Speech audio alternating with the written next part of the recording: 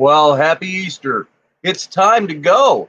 Boy, a minute ago it was 7 minutes to 9, and now it's 2 minutes after.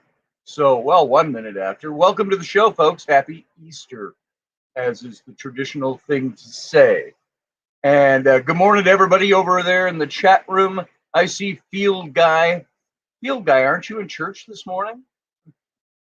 Matt, oh, hold on. I got feedback because I've got the chat room up. And it's playing back the show. There, that shows you the kind of delay we have here. So let me get this pulled out if I can, just like that. And there, now we're good to go, I think. My light keeps going on and off. Hold on a second. So good morning with minor technical snafus. Let's see what that's all about. There. It's still plugged in. The switch is still lit up. So it's working, but there we go. All right, let me get this show window pulled out here so I can see everything. There we are. And I should have done this ahead of time, but I didn't, of course. So happy Easter, as I said to everybody. So glad you are here this morning. And this is me, of course, Scotty Roberts. And this is the not intrepid radio program. This is the unofficial, more relaxed It's Sunday program. So I want to thank you all for taking your time to be here and for coming in on a holiday, a Sunday morning. Now, how many of you out there? Oh, and by the way, Raini may or may not be with us. We'll see if she jumps into the lineup. I talked to her, about 10 minutes ago, and she said kids were still sleeping on top of her. And then she sent me a picture of one little kid making rabbit ears. I posted that on my Facebook. If any of you are on my Facebook. So, yes, casual programming, Master Finn. And Betsy Richardson, good to see you this morning. Welcome on this Easter Sunday. And let's see, Teresa Dantone is here. And I got to see if my glasses work from this far back from the screen. I don't know if you can hear it. Is that fan? There's a fan going in here, which I neglected to turn off. Hey, Audrey, good to see you. She says, Happy Zombie Jesus Day. So, Teresa Danton, good to see you. Romeldian, good to see you as well. And Sean Bowden, nice to have you here this morning. Lucky Stone is here this morning. Good to see you, brother. This is for those of you who are not aware and people just popping in, Sunday morning is very informal, although the show of late going live has been informal. So it may not look much different, but the topics are less formal. And I usually have Raini in here on Sundays, and we'll see if she makes it in today. And so if anybody else would like to come into the show and talk about what's on your mind, let's see if I can do this here. Will it let me? Boom. Hold on. I'm going to post a link for you. And I'm going to copy that over to the clipboard and get it up in here for you in the show. There we go. All right, here's the link. Just if you want to join the show, I think that's a little different every time we broadcast. So if you've got the link saved from last time, it won't work. So you can just click on that and you can come into the show. It'll bring you into the queue where you'll have to wait until I call you in. And so that's what Sunday morning is like. And today even more so. So let me hear. I'm just adjusting my screen so I can see everything. Hang on. There it is. I'm trying to get the chat room to show up in an independent screen of its own. So, and I can't really do that till I get started. So There, that's how informal we are today. All right. I think I've got everything in here the way it needs to be. Boom. Thanks for your patience with this scintillating live broadcasting. I actually have the actual sun streaming in the door here, so we're lit up a little differently than our show at night. And so, just gonna make sure I can see everything here. Hang on. So here we go. Oh, thank you, Sam. Sam went and got me an orange juice, as they say down here in the bayou, orange. So I'm gonna have some of that. How you doing today, Sam? Happy Easter. Says the wee little leprechaun, or as they call him around here, Sam, son of Scotty. So, all right, I have a McDonald's orange juice. Mm. Hey, Sam. Hey, Sam, says Audrey. So, hello, he says. And so I'm just kind of waiting to see if we have Raini this morning or not.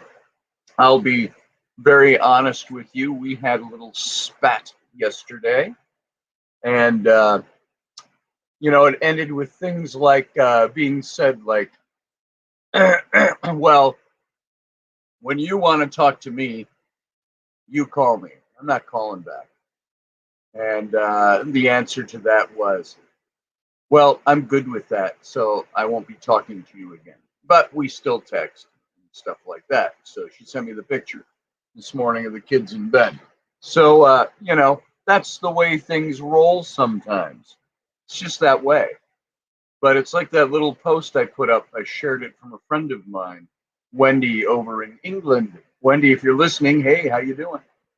Hold on, I got somebody waiting.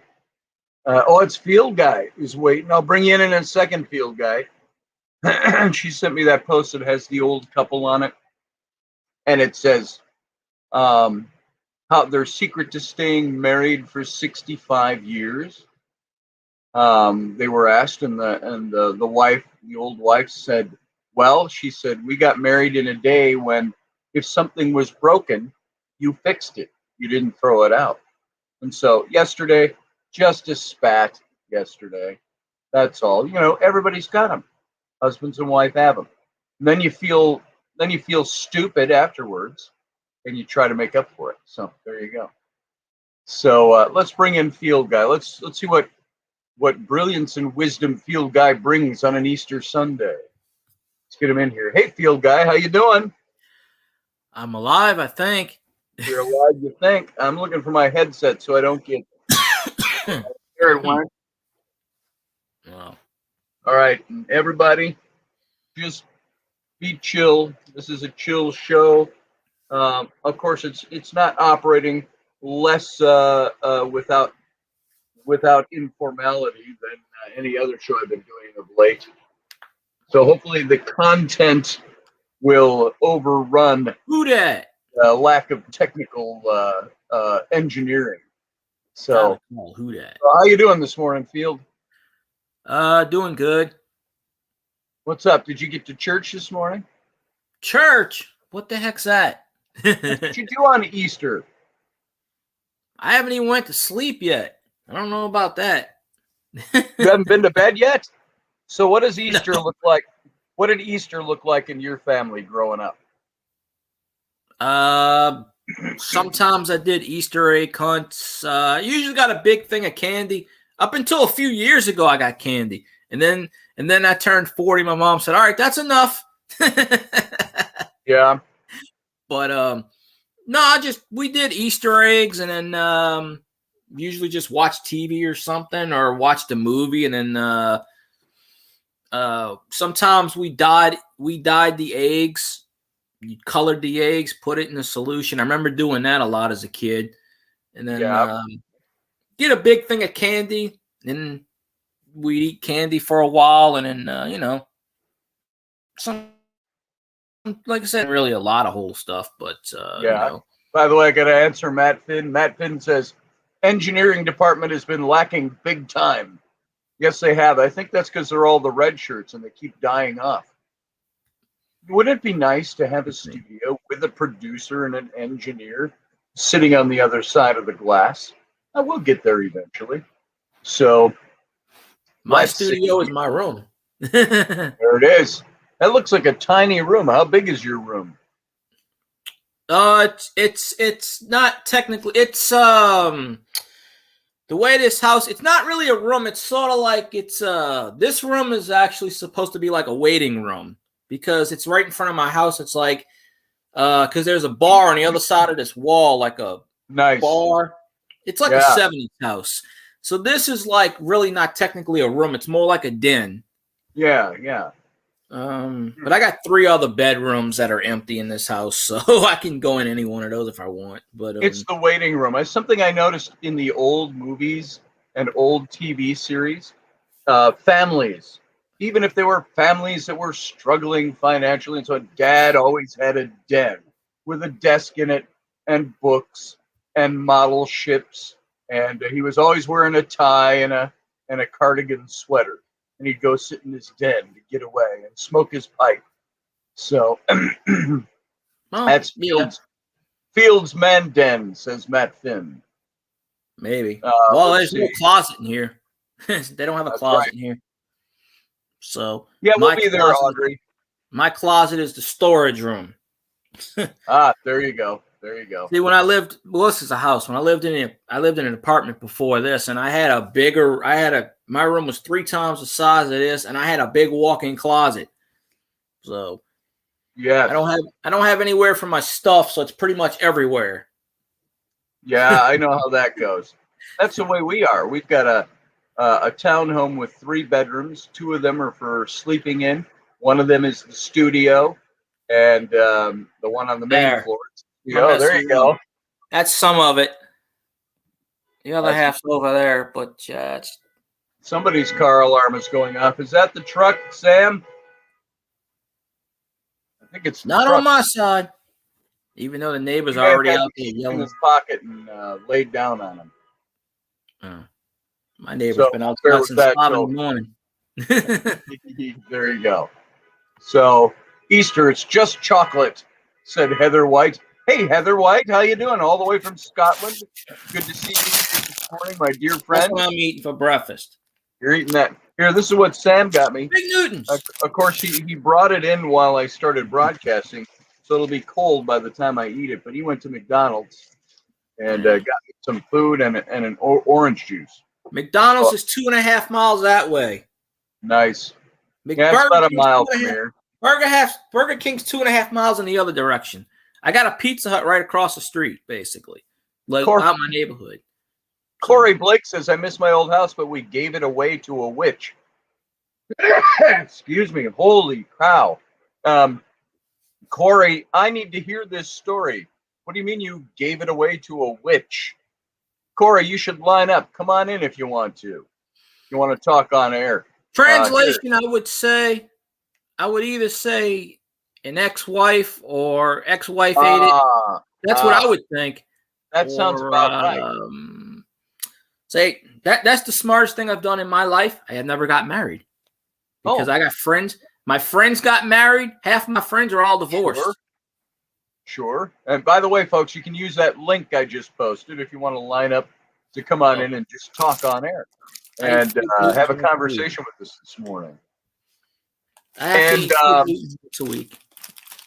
Oh, look at this. There's Heather White. She's from Glasgow, Scotland. She speaks very Glasgowian, and I think she just tried to slip in some American Southern on us. She says, "How are y'all?" I'd like to hear that right, y'all. Accent. That's what Heather White. You should come into the show. You should click on that link and come into the queue. So, hello, Paul. See anybody else? Nobody else is in the queue yet. Just Field Guy. So, tell me more about what you think about Easter, since it's Easter Sunday. It doesn't matter to me where your predilections lie, but what's Easter Sunday mean to you? Anything special at all? Even way down in the back of your head? Heather wife, it's okay. I'm shy too. And look, I do it. So I don't have an accent. Come on, man. Let's see. Easter's just pretty much like for me, just like spending time with family. You know, It's all I really ever did. Of course, they're all gone right now. I'm by myself. Every Sunday morning, I'm by myself. They all go to church? No, I've been to church, I think, once in my life, and that's when I was baptized as a kid. Yeah. My parents never went to my mom went to church growing up all the time. She didn't like it because her dad was religious as heck. So she didn't like it. So she didn't force that upon us. And my dad never had to really go to church. So, I never went to church as a kid. Not once. Never had to. Didn't believe in that kind of stuff. Now, we have, hey, Paul from Newcastle, by the way, welcome to the show, or welcome to the chat room anyway. Good to see you, brother. We started going to church when I was younger. I think some of that was my mom was remarried to a man when I was about a year old who was Ukrainian and had come to America, emigrated to America, he and his parents. And he was Ukrainian. They went to the Ukrainian Orthodox Church, which is kind of like an Eastern Orthodox, if you think of it that way, and with its own twists. And so we always went to church on Easter. And she was married to him for about 5 years, I believe. And we had some of that when they were divorced. I was 6 years old. And so we had a little bit of that. And we went to church. We tried a couple of little churches. And then moved away from North Minneapolis, went to the far north of Minneapolis. And I don't think we were ever a churched family after that. But we had some trappings that would hang on, Easter eggs and all of that. So Matthew Sainsbury says, I went a lot in my life, but I sometimes have questions when it comes to certain fundamental beliefs. Don't we all, Matthew? Don't we all? That would be, I would assume, Field Guy, that's kind of what keeps you from church. We all have our questions about what's real and what isn't real. Well, I've dealt with people in the past. Like I had a boss years ago who diehard Christian, but every 5 minutes he'd say the F word and he'd swear up and down. Sure. I'm like, do Christians do that? Apparently so. And hey, Rock and Rhonda, welcome to the show today. I mean, I was baptized, so I don't know. I know what kind of faith that's on there. I mean, yeah. Well, we've got Romeldian. Oh, he was waiting in the queue. Now he disappeared. Kevin Miller says, I've been going to church my whole life, and I'm in charge of the Wednesday evening children's ministry at my church.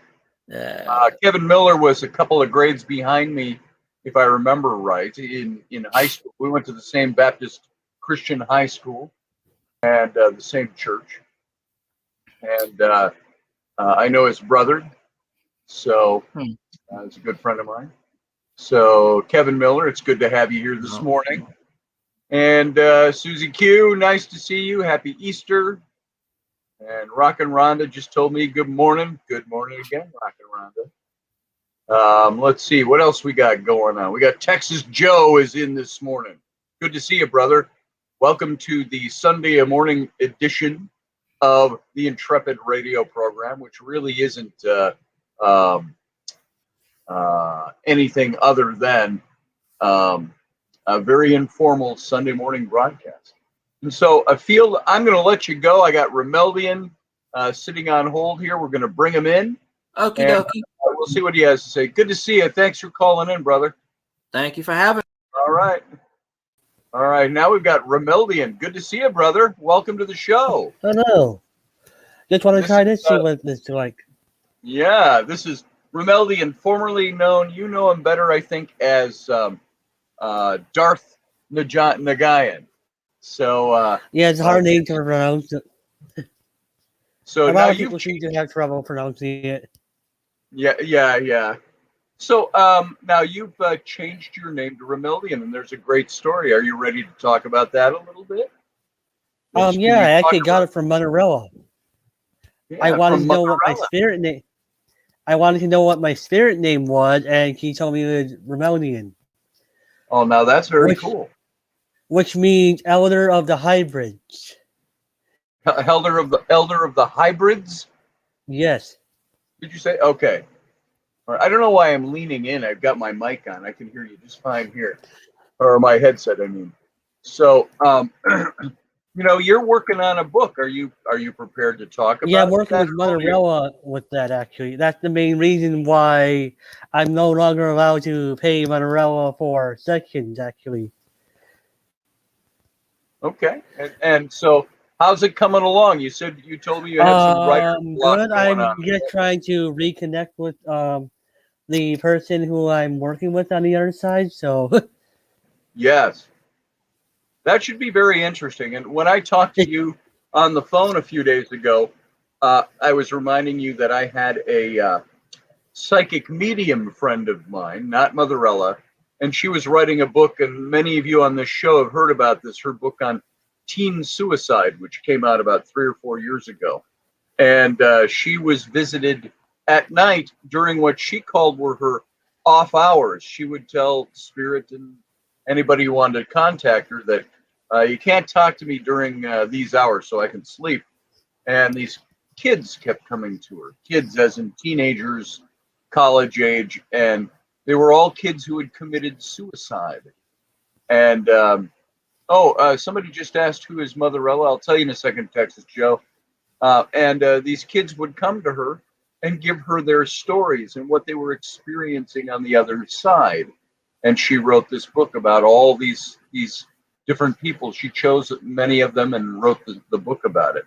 So you might want to see that. It's called "What Happens the Day After," and by Teresa St. Francis. So you can go look that up.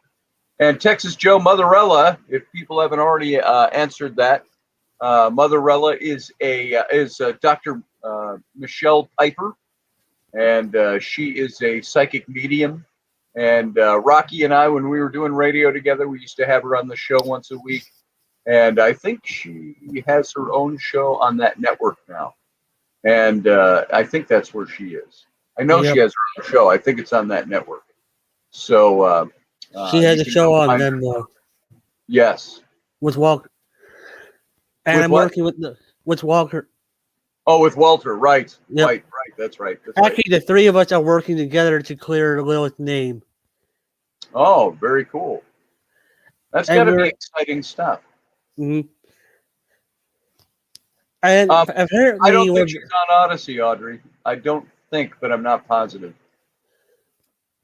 Yeah, that's basically the main reason why I've left most of the groups, because Lilith wants me to get a stronger connection to her. Because I used to have a stronger connection to Lilith when I was a kid, but I had to disconnect because of all the dark energies around me growing up. Sure. And she didn't want to cause more harm to me than before I was ready to. I was still growing up Christian, you know? Yes. So it's kind of hard to really balance that out when nobody in your family really understands who you are. Now, is your family, do you live here in the States? Yes, actually. Okay. I was adopted. Oh, all right. So that's where the name the Guyan comes from. It actually comes from my birth family. I just chose it because I wanted to pick two of the names that I liked. Yes. So I'm like, I'm going to choose my adopted name, Samuel, which comes from the Bible. Yes. And actually, that's the name of one of my spirit guides of one of his past reincarnations, which I just found out. Who I also had a strong connection, who I'm reworking to try to get a better connection again. Yes. I just knew him by a different name. I just knew him by the name of Merlin growing up, which I'm like, oh, they're all three the same people. I just never knew it. Oh, that's really interesting stuff. And of course, when you come upon these discoveries, enlightenments, if you will, that you're connected to somebody, that really enhances the way you see things. Mhm. So this is how you're writing your book, is through some of the messages coming to you. So that's very Yeah, pretty much. Pretty much, she just tell me to write. If I having trouble with the book, she telling me to jump into journaling. If I really want the more personal stuff in the journaling part, then I can go back to the actual book part and figure out what is the order of where everything should go. yes. Well, that's pretty neat. That's pretty cool. And Mother Ella's probably one of the best people to get to help you with that. And some people were asking questions about her. I see, Teresa, you put up some links, or Matt has put up some links for her show. She really is very good. Go over and subscribe to her channel. I just didn't know, we hadn't talked a lot lately, and I didn't know exactly where she was planting her feet these days online, but I know she's doing a show. I see her on Instagram all the time. And so that's how you can go find her. And Did Rocky get kicked off on YouTube again? say again? Did Rocky get kicked off on YouTube again? Cause I don't see a channel on my page Oh, anymore. yeah, it's YouTube. YouTube is giving him some problems. Because That's Rocky's what I thought. show, unlike this one where we do talk about politics from time to time, Rocky's heavy duty into politics. And so he's going to be That one censored. makes sense. If the hierarchy and the tech oligarchy doesn't like what you're saying politically, they don't believe you deserve the free speech to say it on their platform, they'll take you off. So there you go. Yep, Field Guy says Rocky is banished from YouTube. Yeah, I So thought so. Cause I was watching him last week, and then all of a sudden this week he's no longer here again. mhm. So anybody can say almost anything they want on YouTube until it comes to something that the hierarchy there doesn't agree with politically, and then they'll ban you.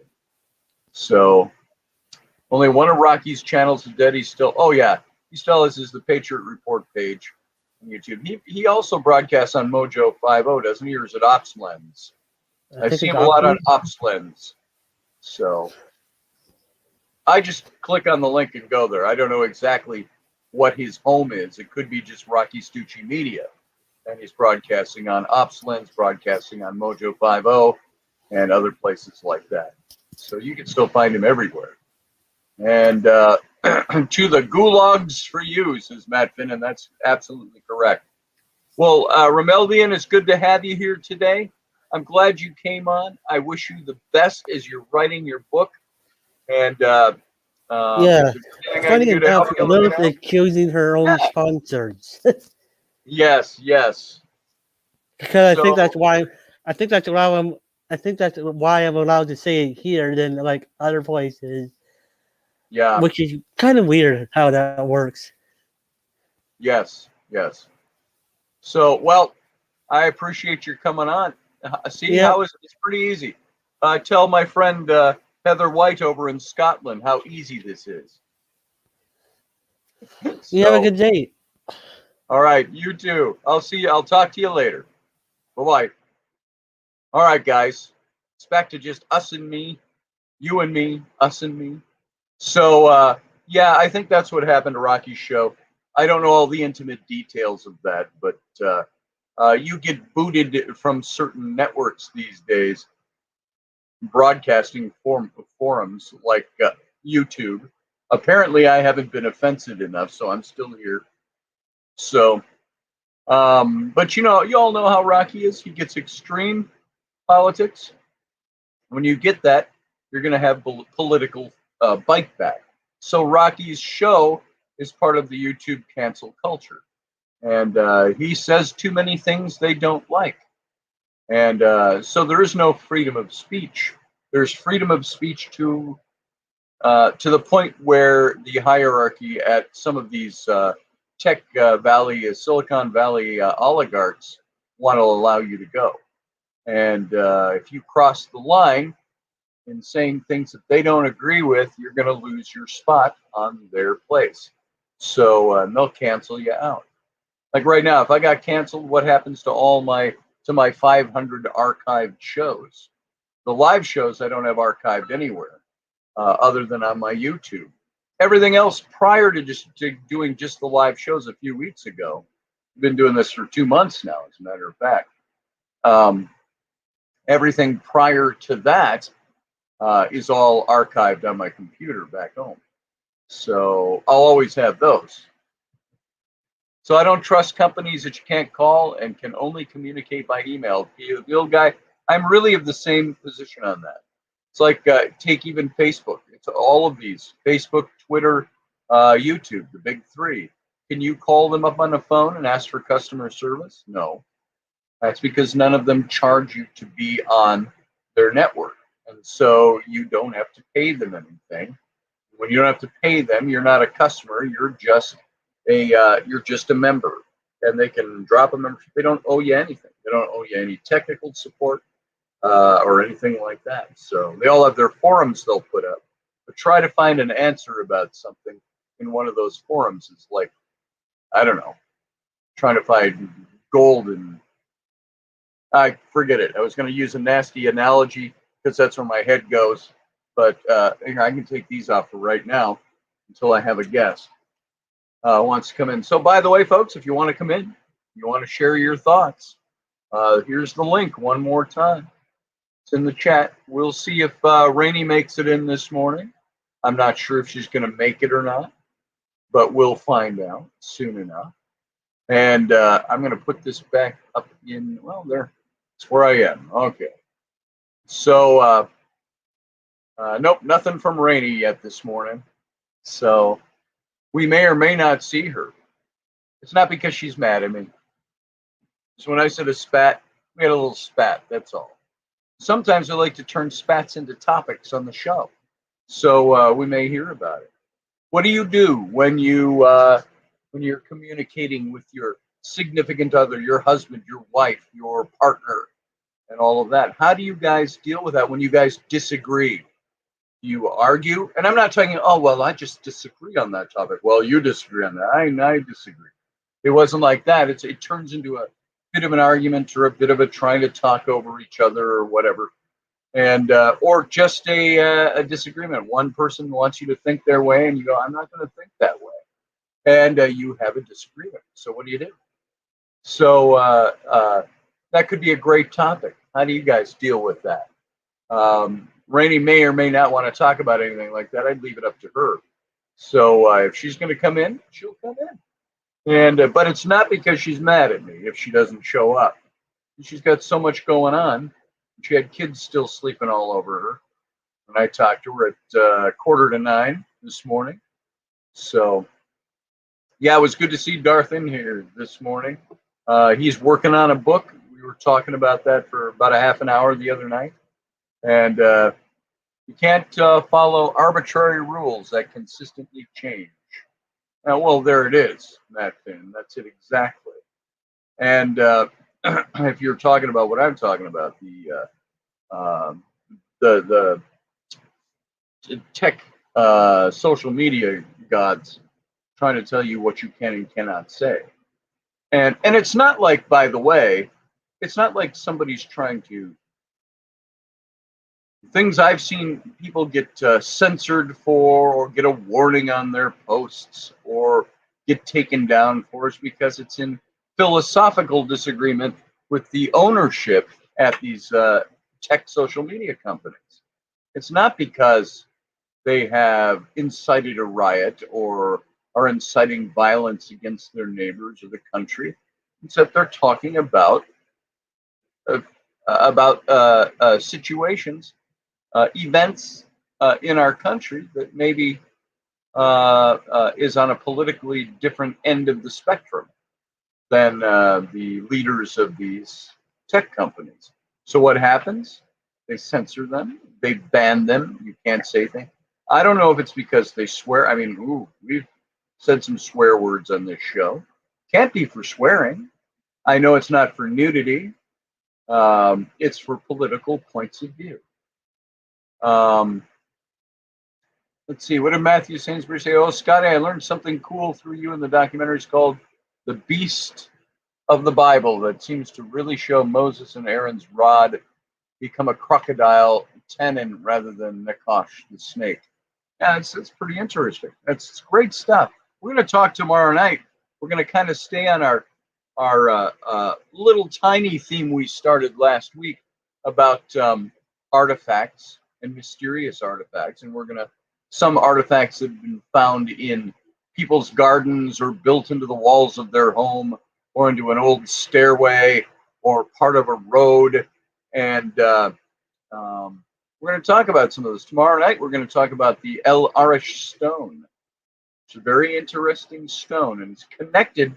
They think maybe gives some evidence that the whole parting of the Red Sea and the Exodus were events that were written about in other documents. Even if they're fictional, it's there. And so I'm gonna show you some hieroglyphics from that, and that should be really fun to look at. So and talk about. All right, I just had my hair cut the other day, and so I'm messing with it because I see it. I see myself in my camera, and I'm like, oh, my haircut looks doofy. But anyway, as short as it is, I needed a haircut. All this thin stuff, when they shave that down, you ever had that experience, guys? You go to the barber, you go to a hairstylist, and they shave things down. It starts to grow out, it just grows straight out, and I have these just tufts of hair just growing. So I use time to cut it down again. So trim the hedges, as they say. Let's see, the El Arish stone, yeah. Matthew, if you go look it up now, don't start releasing all your information on the El Arish stone, because we're going to talk about that tomorrow night, not now. So don't put it all in the chat room. So furthermore, if they change consistently, then the change is consistent with the original rule, says Beth Kirkham. I'm not sure what you mean by that.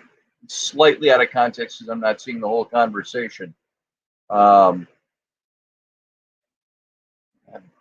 So let's see. I'll never forget them having a recount for the 8th grade school council, giving it to a girl with a disability with a hyphenated name from Queens. That's when this all started. Field. So, well, there you go. I'm shaved down, says Scott Allen. Yeah, he is. Shaved it all. I told Raini I'm going to shave my hair. I mean, look at that. I'm going to shave my head because I got very little of it left. It kind of, on camera, sometimes can look like there's a lot of hair there, but there's really not. It's very patchy. And she told me, don't you dare shave your head. So she doesn't want me to go bald. So, or to deliberately go bald. So I keep it as best I can. And here's Teresa is coming on. It looks like. Teresa, is that you? There you are. I'm going to add you to the stream. Good morning, Teresa. Let me put my headset back on so I can. Good morning. Hey, good morning. I just hit the button. I didn't even know you had me up there. I put you up there. Good and morning, that was happy kind of Easter. like I'd see the comedy routines where Yeah. somebody's oh, hello there.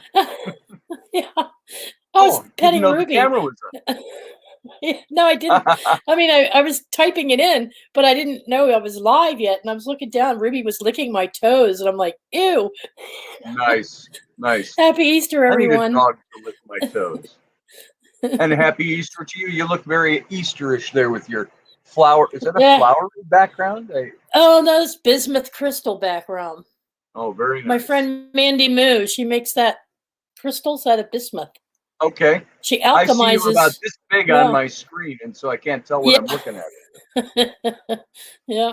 Hey, Corey, it's your turn to come in too, brother. You come on in. You called in. Let's hear from you.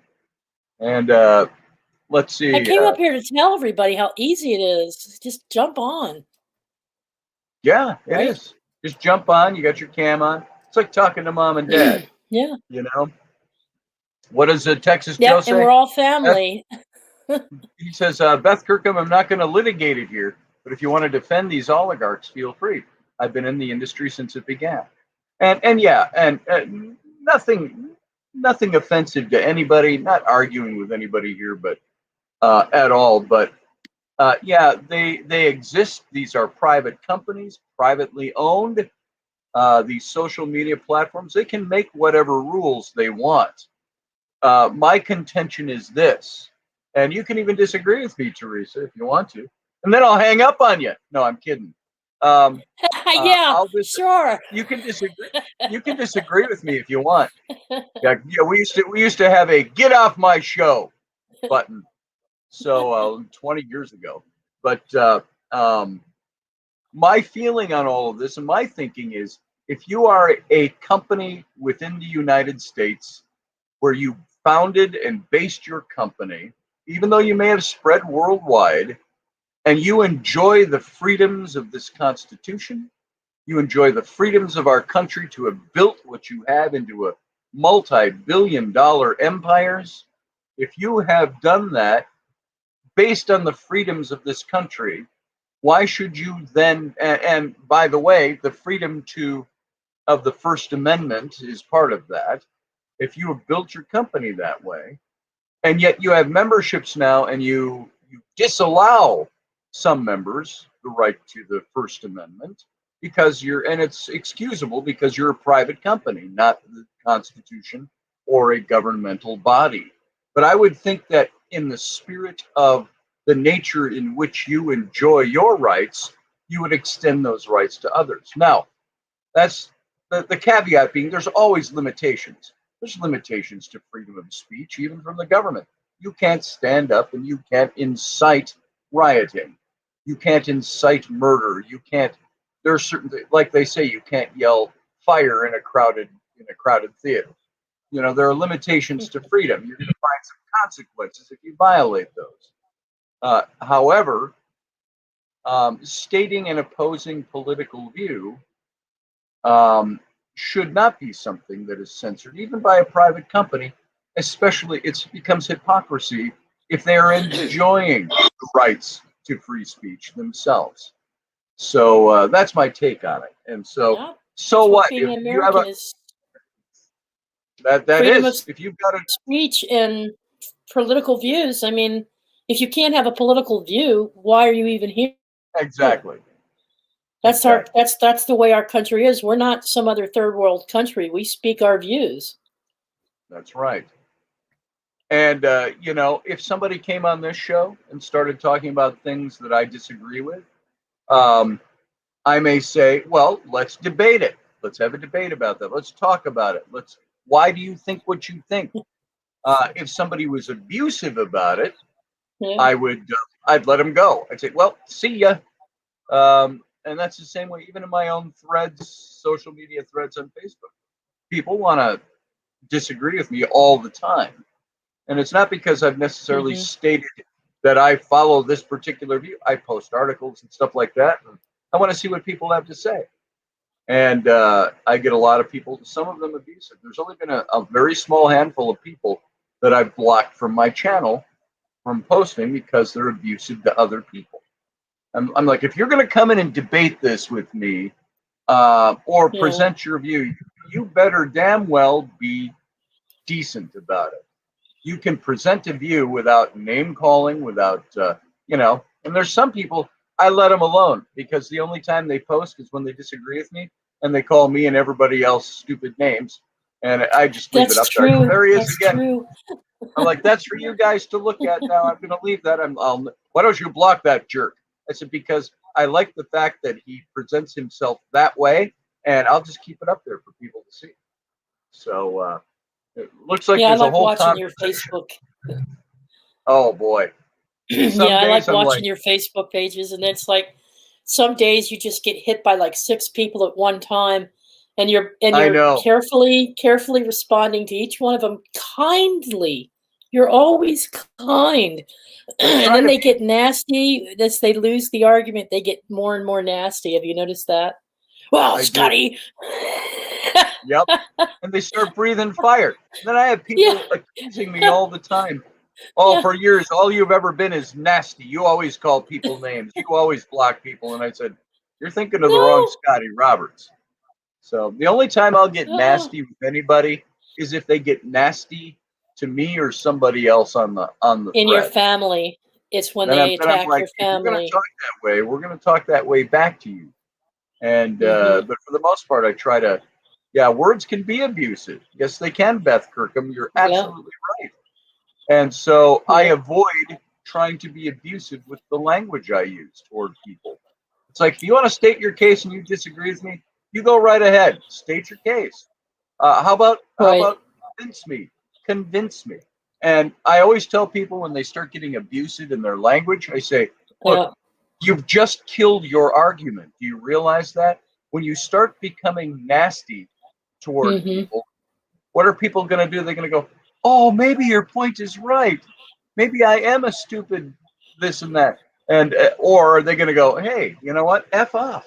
I don't need to talk to you if you're going to call me in. And so that's the way people that's what they resort to. Yes. What they do with you, and I've seen them do it. It's like if they can't win logically the argument that they set out to make, what they start doing with you is they start accusing you of all these different things, your character, you know, who you are, where you can't. I mean, they just get down to the what they think is going to hurt you, and then they'll start in on your family. Oh, I've had that done. Yeah. They do this to you, and you're usually pretty darn good about it. And then all of a sudden, you're like, "Okay, now, sucker." Okay, yeah, now we're done. Now, you start insulting my wife and my kids. I did that one person once. Is you start insulting my wife and kids. There's nothing more to talk about here. So, I had some guy that apparently knows me from the Renaissance Festival. It's kind of funny. The old set of Renaissance Festival entertainers that are my age, you know, a little within 10 years either direction. We may have different political points of view, but we all still talk. We're all still friends. It's the newer set that comes in. That mindset that's like the very, think of I don't know. I'm trying to not label them so much. It's just the next generation down, if you will. There seems to be a lot more argument politically from them, and I find that amongst those younger set, maybe Raini's age and a little younger, between I don't know, 25 to 40.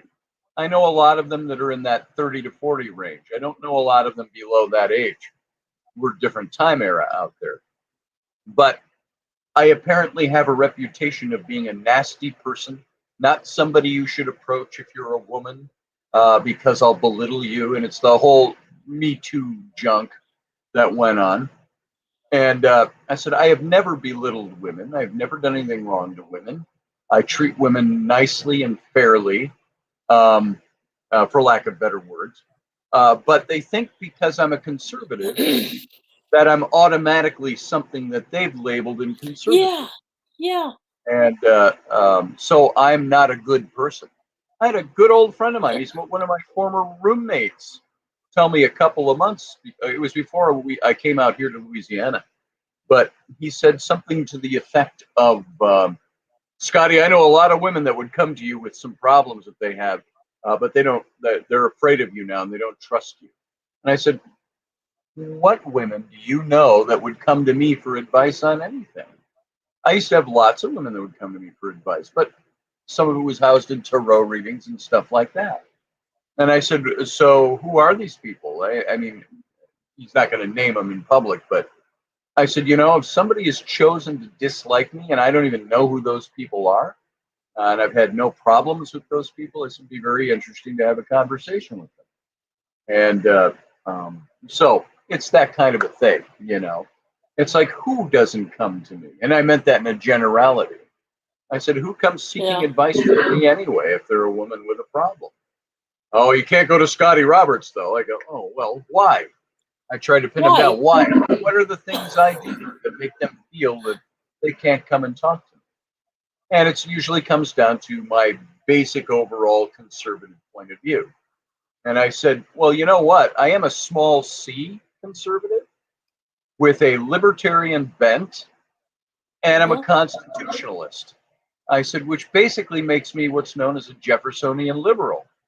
And I said, so if you want to say it's for my political views, I said, Describe my political views. Well, you supported Trump is what it came down to. I don't care where anybody stands on that. That's just what I was told. It was because even he was a good friend of mine until he found out I supported Trump as president and that I voted for him. Oh, well, if you can vote for a man who is as evil as he is, then you're evil too in your own heart. Oh, well, I said, yeah, I think your original premise is off. So, so those are the kinds of things that go on. That's where you get people that automatically label you as being somebody that's not a good person or somebody that's worthy of their ire, or they can swear at you and call you names and all that stuff about the things that you propose. And, I'm not too thin-skinned about that. I've got my own insecurities, but I'm not going to share them with people. I've got things that I'm insecure about. I've got things that cause me problems out there, and I second guess myself. But usually when I'm just talking or I'm talking events and so on, I'm open to people saying, hey, you're wrong. You got your information wrong. But they do it with a zeal, like, ha, ha, ha, I've caught you with your wrong information. What are you going to do now, Scotty Roberts? It's like, well, I'll look into it. That's what I'll do. Thanks for presenting that to me. So anyway. I'm fine. I'm fine with people disagreeing. Yep. What I'm not fine with is them resorting to name calling and things like that when they can't get their when they know they're not winning, or they think that's the thing. Winning. It's not about winning. Yep. It's about expression and respecting the other person's expression. You can disagree with it, but there's ways to do it without jamming it down their throat and getting personal about it. And that's what they do with you. They're talking about blocking people over here. I saw that. Holy crap. He says, you're a stronger man than I. I literally have nobody blocked. Makes a ton of sense. And Corey, I'll tell you, the only time I have ever blocked anyone is because they've come in and been abusive. And what I mean by abusive is verbally abusive. They come in and they're riding everybody's ass. They're calling everybody names. And I'm like, you know what? I'll give you a warning right now. Calm your tone down and discuss your topic so we can all maybe learn something from you. Are you trying to teach us something, or are you just trying to call us all out? I said, try to teach us something. We'll be open, but calm your tone down or I'll take you off. And I've had that happen to a couple of people. And Slightly Slanted Sleuth says, blocking is an easy way of saying, I'm right, you're wrong, and you become king of your own ideas. Blocking is a snowflake's way of not melting. Absolutely, Slanted Sleuth. But some blocking, I see it, is a tool used by a lot of people so they don't have to defend their positions on something. They just want to talk to people. They just want to talk to people who are of like mind. And if that's the case, just tell me, and I'll go away. But you block me because of it. I've had people block me because they don't like my political point of view. Okay. Have I ever been abusive to anyone? No. And I don't block people for disagreeing with me. I block people for being unruly or being, and not even unruly. Unruly is okay. I block people for abusing other people. And like I say, in 10 years on Facebook or more, I've blocked a small handful of people that have been very abusive folks. Or they've blocked me, and so they're gone from my feed anyway. So there you go. Yeah, but it is an easy out. It's an easy out of not having to defend or be accountable for your words to anybody else. If you're in the way I see it, here, Teresa, maybe you've experienced some of this. Maybe some of you have. I've got good friends, old friends, that put up posts about something on their open feed. And I'll come in and say, well, I disagree with that. And here's why. And somebody else who is from the same circle, but I don't know them very well, would say, well, you're just being a troll. You're just trolling. You should go away. I said, well, now, wait a minute. Shouldn't my friend be telling that who made the original post? Because when you make a post and you put it out in the public for everybody on your friends list to see, and you don't say, if you disagree, you don't have to comment. If it's open and left open, they want a discussion. And if I throw in an opposing point of view, why does that make me a troll? Am I not? I've asked those people, I said, why do you call me a troll? Am I not a friend of this person's just like you are? So you're commenting on his post. I said, did he say I had to agree with him in order to respond to it? No. So that's another tool. You're just a troll. So, yeah, remove them. Don't block them. Sleuth says, I don't think it matters whether or not we're in a pickle jar. We're here together. Yeah, there you go. That's it. And I allow everybody their point of view. And until they cross a line in their decency. I like what Audrey just said.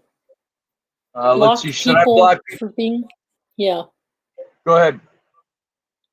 I've blocked people for being absolute dicks to me, my family or my friends. I've even blocked members of my own family because of their psychotic, hateful comments on her post. Comments on my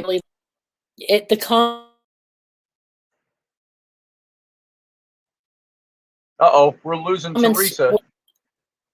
Oh, sorry.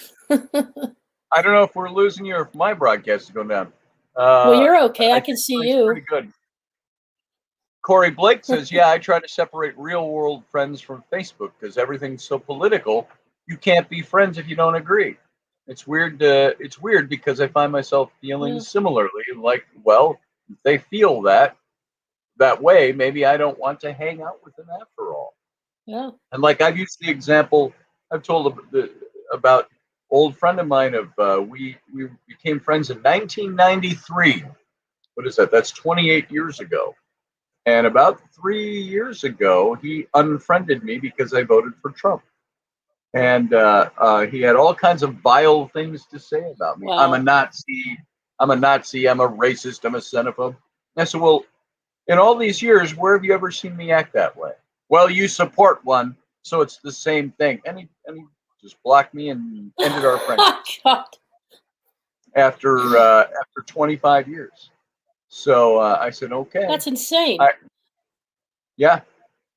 And I wrote him back a couple of times. And he never had a conversation with me. I invited him to get together for a drink or a coffee or something. Well, let's talk about this, brother. And let's talk about what's bothering you about me. And no, I don't ever want to see your face again. This was all via email. So do you ever get the equivalent of a photo bomber? You know how people will jump into your photos and bomb you? Well, they'll jump into your Facebook page, and you could be talking about the sky is blue, and they come in with some weird, crazy stuff, and they just start going off about you and all your friends, and they're insulting one of your friends.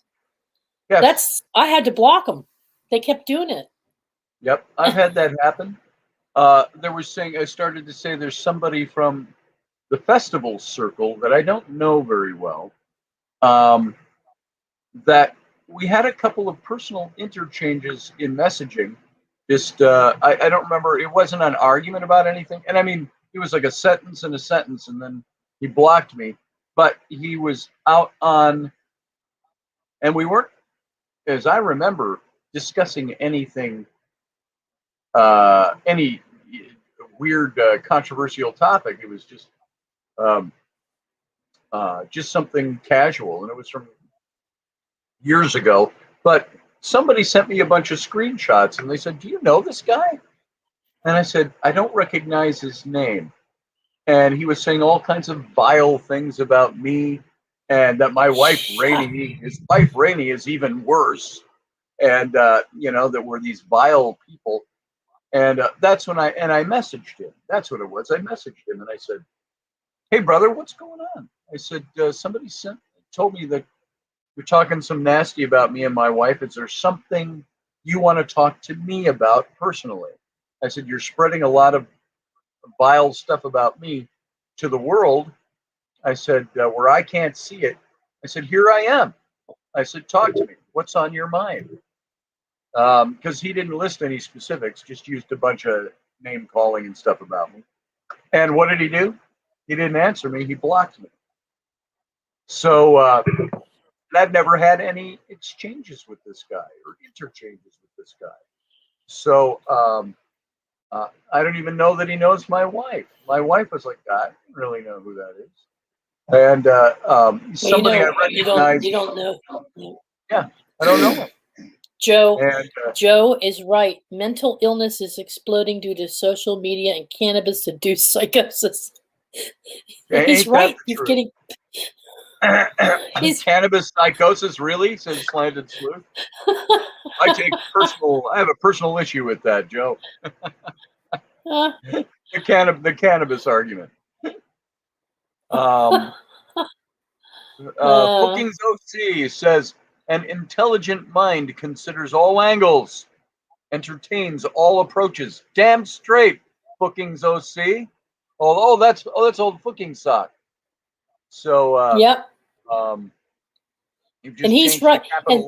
And that's what ticks people off, though. See, the fact that you and others like you can do Steve is one of them. Slightly Slanted Steve. He's another one. The two of you can both do intelligent. Yeah, Sleuth. The two of you can do intelligent. You can change the angle, change the perspective on them while you're talking to people, and it pisses people off. They can't do it. They can't make that shift with you. They're not on the same intellect. I'm sorry, it's true. They're not on the same level of intellect, so it frustrates them. Yeah, it's very true. And so, Texas Joe, I will admit I haven't been following the chat room slightly. I'm not diminishing your input by any means.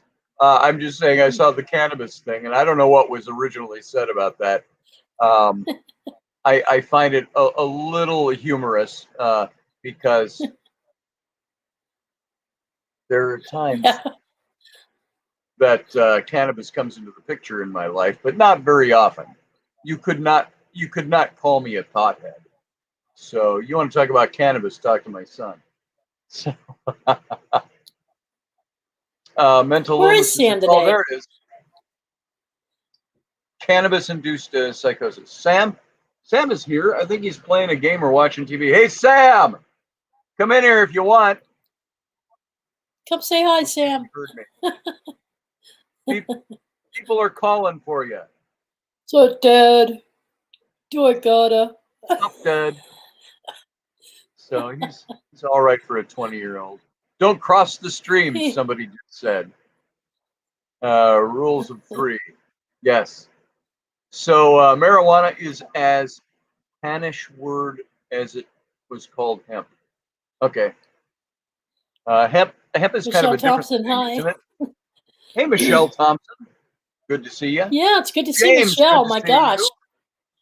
Good to see you, James. Yeah, I wish weed was legal. I think they should legalize it. I think it's kind of a dumb thing to have as a war on marijuana and marijuana smokers. The hideous Mary Jane. So, and Texas Joe, that's not, the cannabis today isn't your grandpa's weed, he said. The THC levels are so high, there are studies on this, that it causes psychosis. See, now I didn't know that, Texas Joe. I don't know that at all. I've smoked some weed, and the last weed-like thing I had was the Mexicans had their little vape gun, and they had something with THC in it, and it was quite potent. And you know what? I slept without pain, so that was pretty cool. Bet you did. I think more old people driving cars kill more people than weed. I think you're probably right. Now, Texas Joe, again, not at all diminishing your argument at all, but I would say, I would think that weed tends to soften a person's rough edges. I've never seen a mean pot smoker. No. In other words, a mean. I've never seen anybody get high and get mean. They get like, yeah. They're like, yeah. We bought one of those store-bought cakes the other night at the grocery store, Sam and I. It's like a bundt cake shape, it's kind of hollow in the middle, but it was lemon cake with the lemon frosting and stuff. And he had a little bit of weed of some kind. We don't go out buying it. We don't have suppliers here. I don't know what he had, but He said, yeah, I smoked up a little bit after you went to bed. And he goes, oh, sorry about the cake, Dad. And I looked at the cake, and there's 3/4 of the cake is gone. And he goes, yeah, I got the munchies last night. So, yeah, I know that's one of the drawbacks of smoking weed is you get the munchies and you eat all your Doritos in one night. So, weed can cause moodiness. When it's gone, I get pissy. It says slightly slanted salute. So I quit. Scott Allen says, no problem, just bringing awareness. I understand the medicinal uses, says Texas Joe.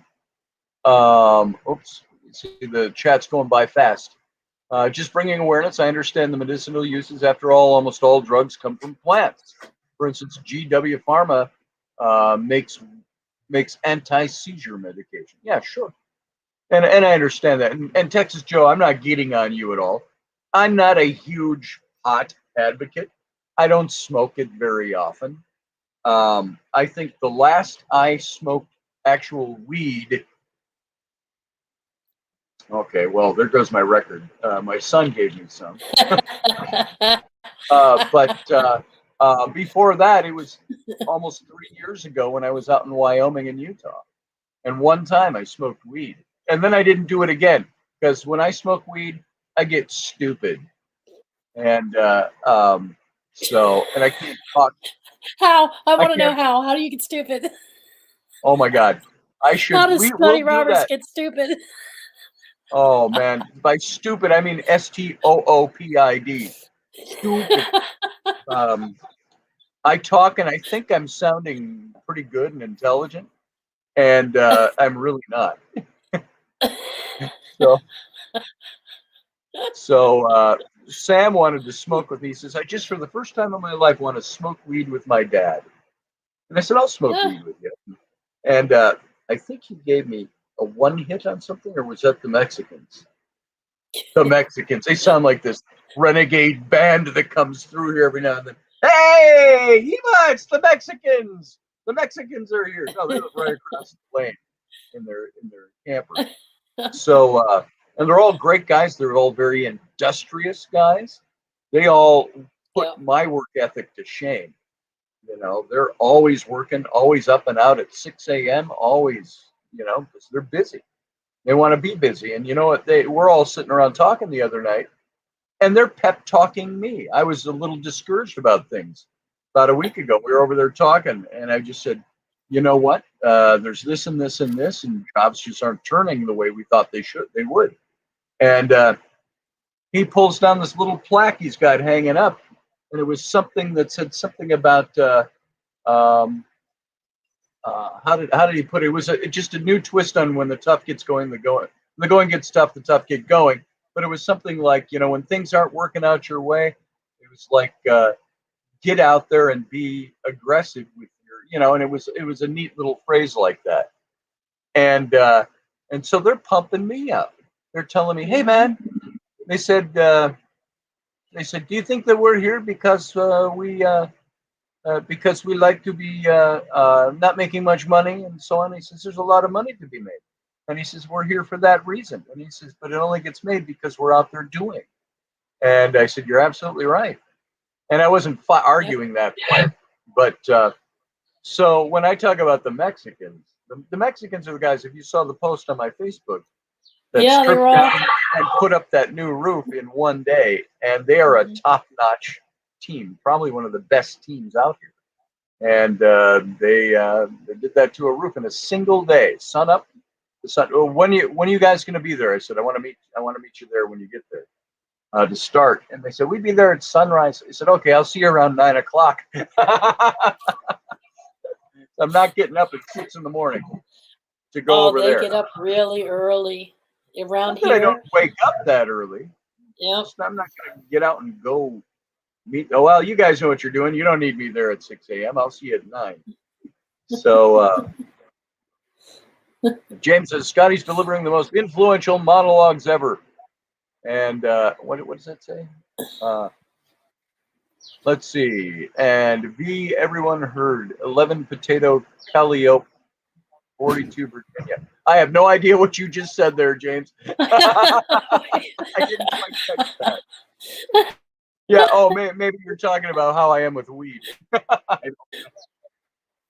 So, but maybe we should do that. Have you ever done a show on weed? I was just going to say, maybe we should do a show on weed. That would be funny. Here Sam would take over. I'd be sitting back here going.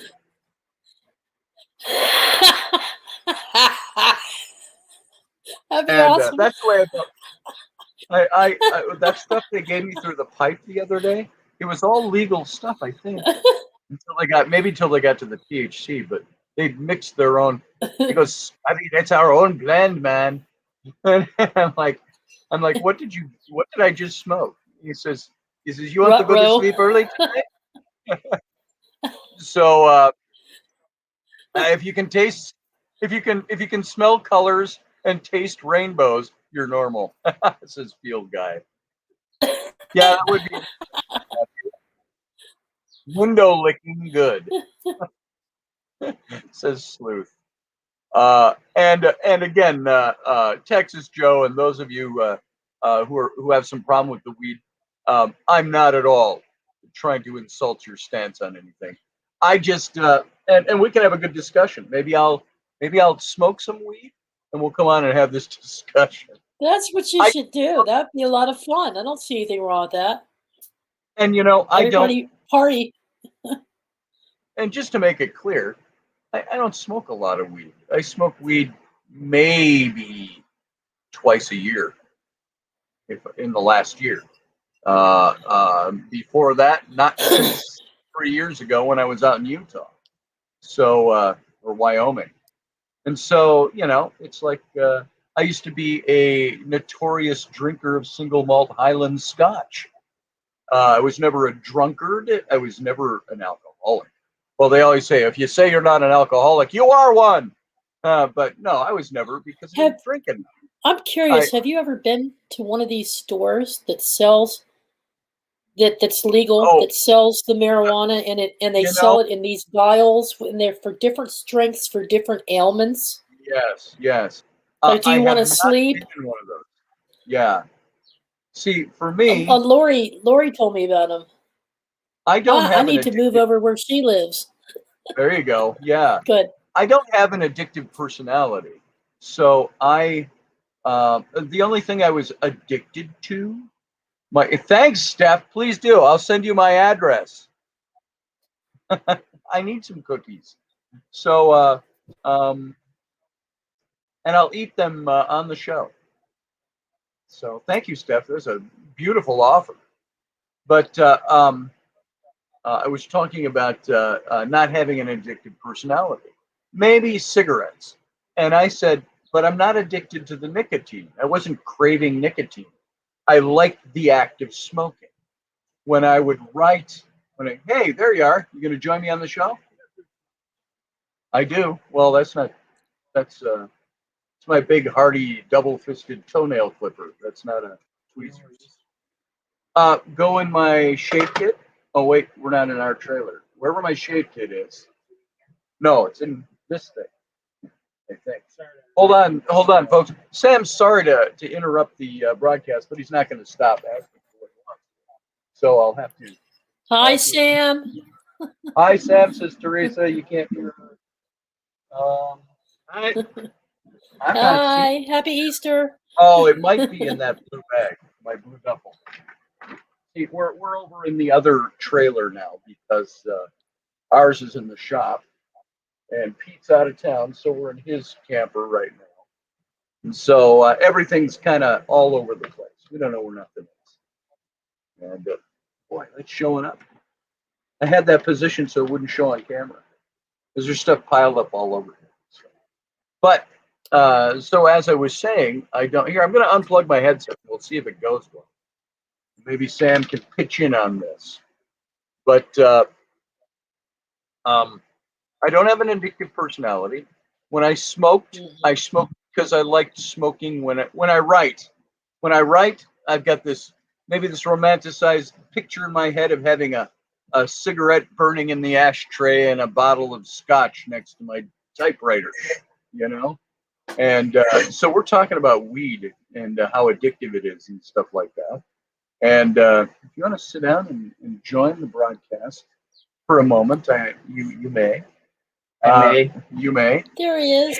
And so there's Sam. Hey, everybody. Sam, son of Scotty. And so you got to speak in Klingon voice when you do that. Sam, son of Scotty. So, but so I don't have it. I say that all to say I don't have an addictive personality. Cigarettes is as close as I've come. I say I could drop using cigarettes anytime I want. I just enjoy the act of smoking. So it's harder for me to not do it. And you get into modes of operation where you get up in the morning, you have a cup of coffee, and you have a smoke. And walk out on the veranda. The veranda. Nobody calls it that anymore. It's always the patio. You go out on the patio.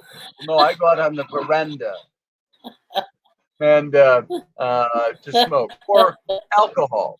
Like I said, I was a notorious Scotch drinker, but notorious only to a point. Now I have a shot of Scotch maybe once every 2 months, if that, and it's for effect sometimes. Wow. And Sam and I had a bunch of shots of Scotch the other night on the radio.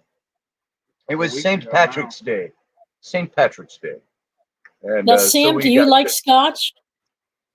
Oh, yeah. Does Sam like? Oh, yeah. You like it? Really? It's an acquired taste. Oh, yeah. Wow. Well, he's liked it since he was 4. So no, I didn't let him drink. I didn't let him drink Scotch when he was 4. He just got a whiff of it once at a party, and I thought it would turn him off. Dad, can I try some of that? Says my 4-year-old little dwarf. And I say, no, you cannot try some of this. And then I said to my friends, I said, I'll just let him take a sniff of it, and he'll be turned off right away. And he took the cup and goes, sniff that. And he goes, ooh. And I go, give me that back. So, father like son. Audrey says, I guess I'm pretty fortunate here in California. We can just go to the pot shop on the corner and buy whatever, whenever we want. Lucky. Yeah. I think it should be that way nationwide. If some states allow it and some don't, what are the reasonings behind not allowing it? Is it because some states are smarter than others, or they just have people in office that think differently, that promote these things? So I think you just make it a non-federal offense. States can start to do what they want. My wife goes with her mom sometimes to Colorado for 4-day trips. Why do they do that? They drive out and they drive back because they buy stuff. I wonder if there's a limit as to how much you can buy, because I would be like a kid in a candy shop. I'd be going in there with a damn suitcase. Yeah. I got a buddy who lives up there in Colorado. I think it's something like you can't have, as a non-resident, you can't have more than, I think, 7 ounces, which is a lot. 7 I don't ounces know if that's changed. Yeah, I don't know if that's changed or not. And then as a resident, you can have more than that. Hey, Sam, we're going to do something here. Since we've already gone over an hour and 20 minutes, I'm going to get up. So you have to let me out of this bench. And Sam's going to take over for a couple of minutes. Because I got to. Cool. I'll be back. Hey, Lori, sister, how are you? How's it? Happy Easter, everybody. Just went to the dollar store. Guy there didn't even know it was Easter. He was like, is that today? It's like, yeah, today's Easter. He's like, oh, I didn't even know that. So, but I heard George Washington grew hemp in his mouth. Are people Go ahead. Are people celebrating it there in the RV park where you are? Not really. I think people probably have stuff going on, but as of right now, there's not a lot going on. Yeah. So you and your dad gonna barbecue today or what? We actually doing anything special? We had a client who we were gonna do his roof, and he ended up giving it to somebody else. But him and his wife invited us to Easter dinner tonight, so that's what we're doing around 2. So that'll be fun. Nice. Yeah. Very nice.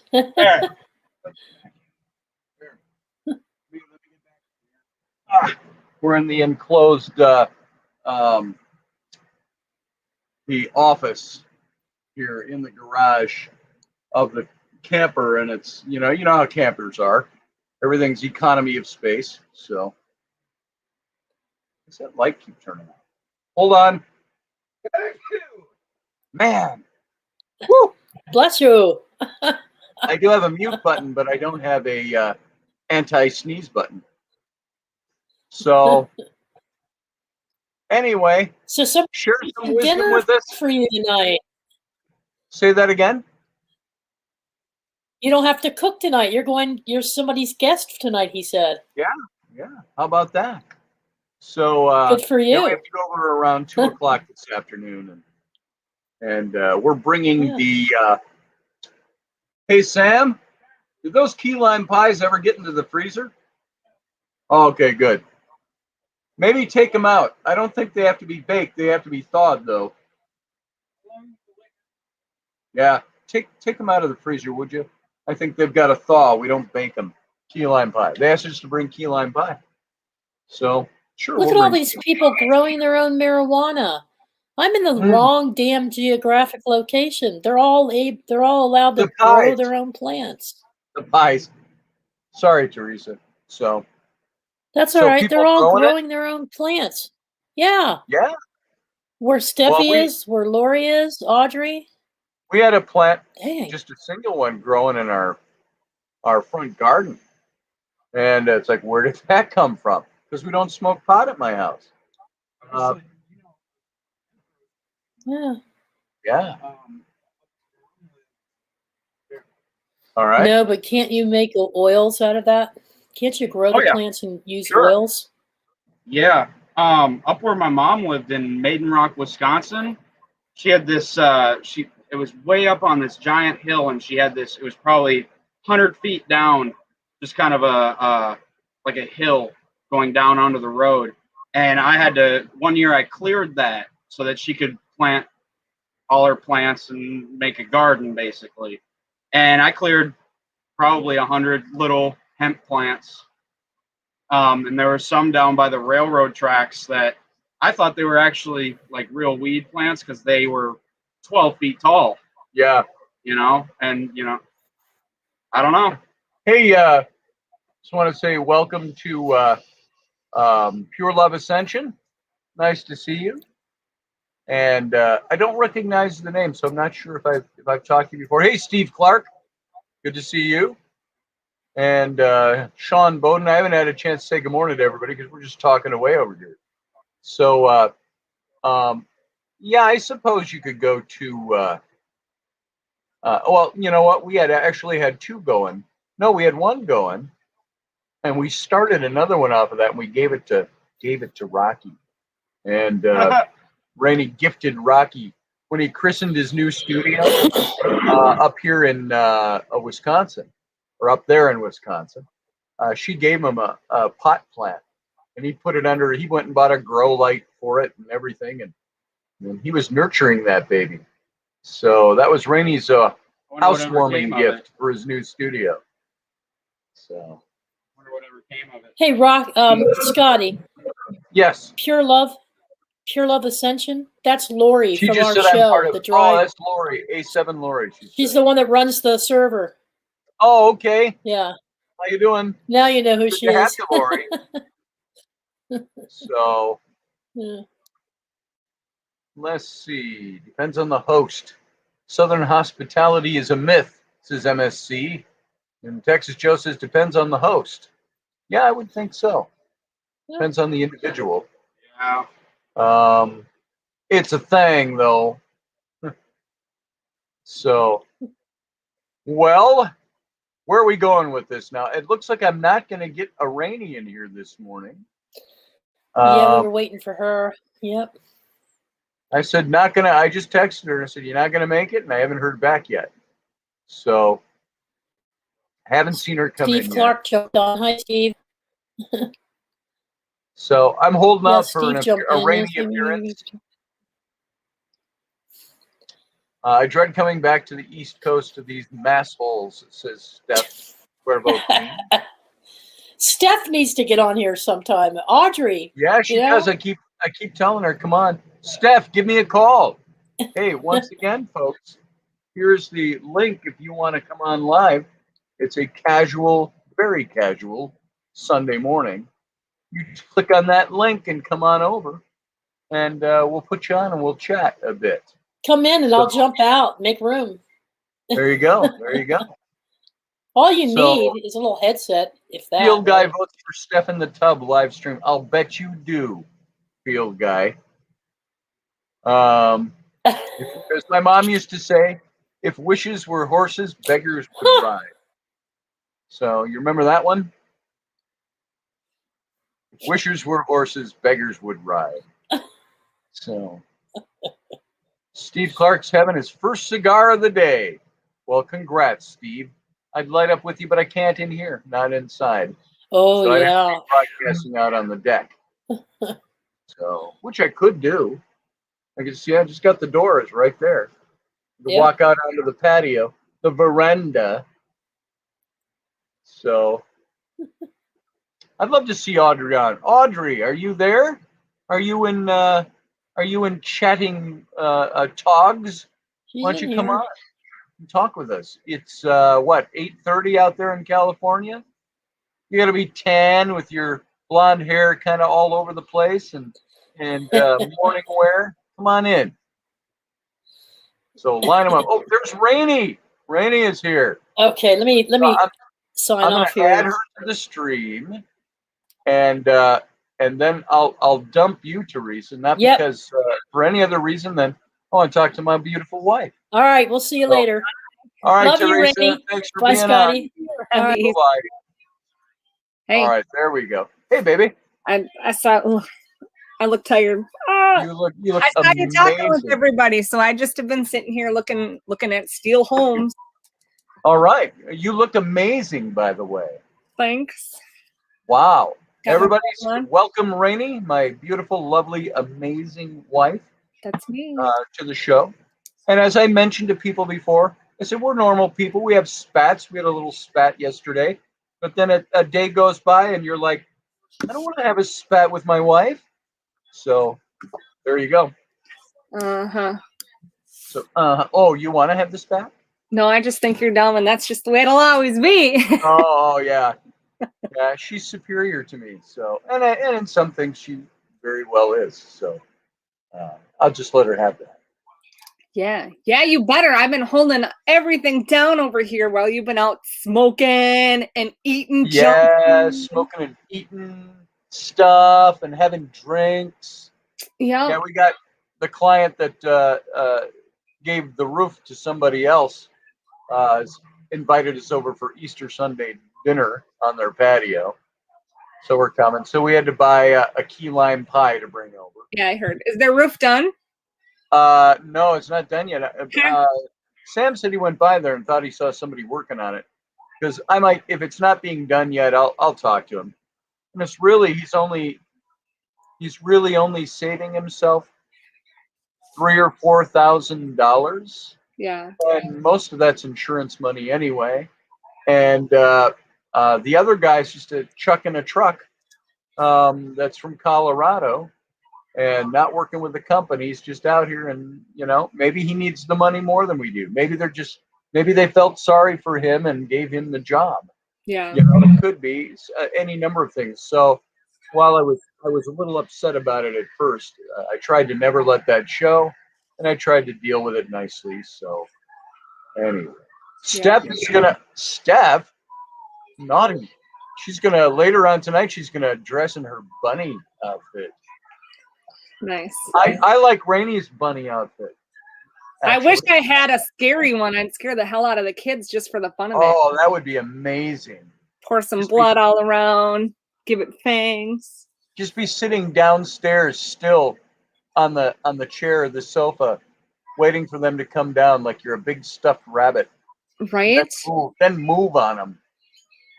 So I like Raini's bunny suit. You know what her bunny suit is? A pair of bunny ears and a little bow tie. And that's all. Yeah, that's totally it. Mom, I love it. I'm gonna go over to Addie's because she texted me saying she's spending Easter alone. And I'll be home on Wednesday, so she better have that ready. For a little bit, you can. I'll be home on Wednesday, so I want you to have that bunny suit ready. Cool. Bunny ears and a bow tie. You're gonna have to take Lyft or Uber to get to Stillwater. I work. Oh, you got to work on Wednesday? Yep, I didn't get it. I didn't ask for it off in time. I already got scheduled. Oh, do I have to find somebody else to pick me up at the airport? Yeah. I can't remember what time I get in. So Like 12:15. Mm. And I work from 1 to 2. I got a massage, so we'll talk about that. Maybe Uncle Dave can pick me up or something. Yeah. Well, get dropped off in Stillwater, so no one has to go all the way over. That's what I'll do. Bring me to Stillwater. Hey, yeah. Rowan. Hi. What you doing, baby? I'm gonna go over to Addie's because she said she had to spend Easter alone because no one's home, and she asked if I could come over. Okay. Well, it's nice to see you. You're on radio, by the way. I know. Oh, you know. I'll just ask the mundane questions, tell you what I'm doing on radio. So, but anyway, what did Steph say? LOL Minxie, she's talking to Matt Finn. You can always use a jeweled plug. I have no idea what the context of that statement is all about. So, no plug tail. So, everybody was talking about pot and marijuana. Yeah, I've been sitting here listening for like the last hour. Oh, you have? Yeah. Oh, you should have come in. Well, you were talking with Teresa, and then you brought Sam in, and yeah. Well, you supersede them all. Sorry, Teresa. And then I've been cooking. I'm bringing over dessert and deviled eggs, and had to make SpaghettiOs for the kids. Somebody's bringing dessert over, you said? I'm bringing dessert over to my mom's. Oh, okay. So I can actually have dessert. Otherwise, nobody usually ever makes gluten-free. Right. Hey, Roger Rabbit. He says, Happy Easter, Rainy and the kiddos. Yeah, happy Easter. Happy Easter to everybody else, too, who said it. Yeah, there you go. Yeah. So, see what else we got going on over here. So, a tale is more festive and sassy. That's very true, Matthew Finn. Or Matt Finn. Yeah. Okay. So Rainy, rabbit ears, bow tie, and a puffy tail. Uh-huh. You realize I'm freaking fried. You think this is funny, but this will not be happening. Just relax. Uh-huh. Relax. My type of relax is alone, by myself. Mm-hmm. Preferably in a bathtub where no one's knocking, where CPS is not coming to my house. Yeah, really. And when CPS showed up the other day, she was in the bathtub. She's in the freaking bathtub. And the girl said, the lady has a dress on. I'm freaking Jehovah's Witness. Send them away. I am in my tub. Yeah. Kids went down. Mom says, fuck off. Yeah. Oh, I thought you were Jehovah's Witness. Let's see. Yes, I know, Minxie, but when you have one of those and going into a room and one of your hounds sees it, it can get bloody. I have no idea what they're talking about over there. Bunny tails and bunny plugs. Oh. By the way, Matt Finn is offering his services about designing a home. They just did it themselves. Nice. So he said, let him know. He says he'll share some things with you. I've been looking at the pre-made kits. Yes. That's steel homes. Steel homes, probably the easiest way to at least get started to get an idea of what you want, right? Yeah. So exactly. That's what I was doing before I All right. And by the way, she's sitting in my studio, as Matthew Sainsbury just pointed out. That's my studio back home. And she doesn't have all the colored lights on and stuff, but that's your lights got left on and burnt out, and I'm not replacing light bulbs. Oh, that's all right. I'll replace them when I have to. Yeah. I'm going to say your blue light bulb is burnt out. I've got one I took along, too. Yeah. Which I've never hooked up yet, because I haven't had a proper setup down here yet. Well, then that's what's wrong, is the light bulb is gone. Okay. Matt Finn's talking about questions on the land or the house, real estate and land planning and stuff like that. Well, we don't have land. All about those. We don't have land yet. We've been looking at lots of plots. So worst case scenario, we can buy land and live in tents. I have no freaking clue. Let's build a yurt. Yeah. No. Put up a yurt, I should say. You don't really build them, I suppose. No. So what are your plans today? You're going up to your mom's today for Easter with the kids? Yep, and I'm going to kick Nana and Papa's ass again at hand and foot. Kick their ass and what? Hand and foot.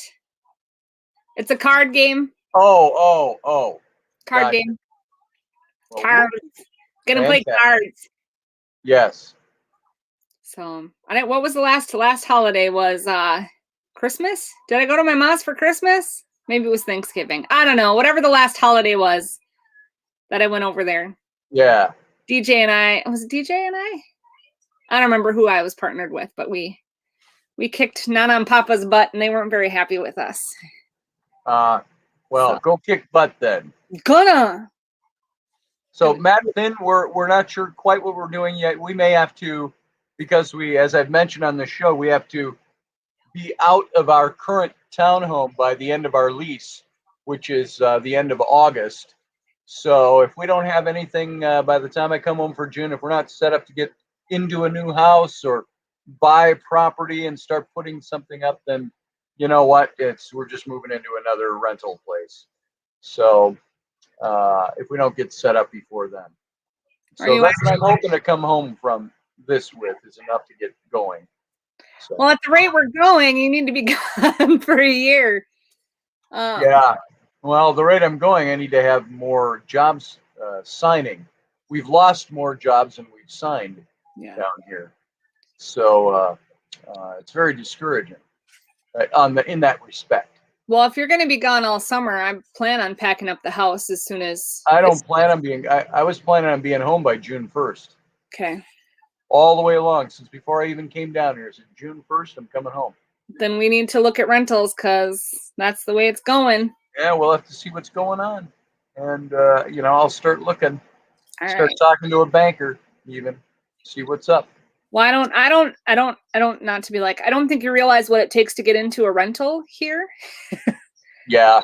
Everything's fast. So if we're gonna rent, then I will go fill out the paperwork. Yeah. Got to find a place that's equally as well. If we can find something better, it's going to cost us $500 more per month. Well, we're not going to get better space wise. Right. I think we're at a 3-bedroom place already. We've got to find a place that's going to be able to accommodate what we do. And yeah, we're not going to be able. We can't find that. That's the problem. Is you're not going to find that here. But if we're going to rent, we're renting in Somerset. Yeah. So we'll do the $1,800 a month rental place. Yeah. So that's what we'll have to do. $1,800 a month just to rent a place to live in small town Wisconsin. Mm-hmm. So yeah, we'll be looking. All right. So, well, I'm getting a rental then. Well, that's what we don't know. We can't read the future. We don't know what's going to be. I thought halfway into the gig, 2 months into this 4-month gig, I thought I'd have at least 20 grand stacked up in the bank, and it's nothing like that. I've made about 1/10 of that.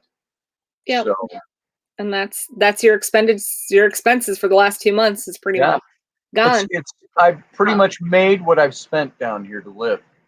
So, but here's the thing. Now, not that everybody wants to hear our stuff. So if you're thinking we're gonna rent, because so far with what you've sold, we're not going anywhere, right? There's no look at it. And you're planning on coming home in June. I need to get on a rental right now to make sure we have something to go to by August. So it's not really, well, let's wait and see. It's not a wait and see. We either do it or we don't. But if we're renting, I'm not renting. I'm not going to get a rental somewhere else. I'm keeping the kids in Somerset. So it's finding rentals then around here, and we'll have to pay out the ass for a rental because that's just the way it is. Yeah. But I don't, unless we're buying, I don't want to take kids out of school. That's like I say, that's what I've said. Being here for 2 months now, I am not even halfway to where I thought we would be. Now, that could pick up. We could be going to San Antonio, and that could be a totally different picture. If I end up staying away from home longer to do this, I'll come home first for a while and then go back out somewhere else. But I don't like this whole thing of being away from home. You know that I hate being away from you. I hate being away from the kids. I hate being away from home. This is stupid. I don't like being here. And when you're not making what you were told you could make, the projection, and we're nowhere near that, it makes it even worse. So, and you still got to be putting out money to stay alive. Yep. So it becomes a thing of, why am I supporting 2 households, which literally is what it's like. It's like supporting 2 households, and Rainey's got to work harder. And yeah, kid houses are great, Teresa. Teresa's been in this business too, so you should talk to her a little bit too. Well, here's the thing. Here's the thing people need to know. We're like most Americans. We have no credit. We have no savings. This was our way to hopefully try to get ahead, and it's not happening. There's no extra anything out of this. We're ending up putting out more money for Scotty to be gone. Yep. Because not only that, but we're having to put out money for Sam, because Sam's not being able to make it either. So now we're supporting 2 extra adults away from home. I don't know. It's just a pain in the ass. So as much as we want to get a kit and we want to get land, we don't have the credit to be able to do that. So if this cash doesn't come in for us, we're back stuck to rentals. Yeah. And now our credit, we've been building our credit up for the last few years since I got to sneeze. Chill. Sorry. We can go into a bank and say, even if I make some cash here, you can go into a bank, and our credit is passable.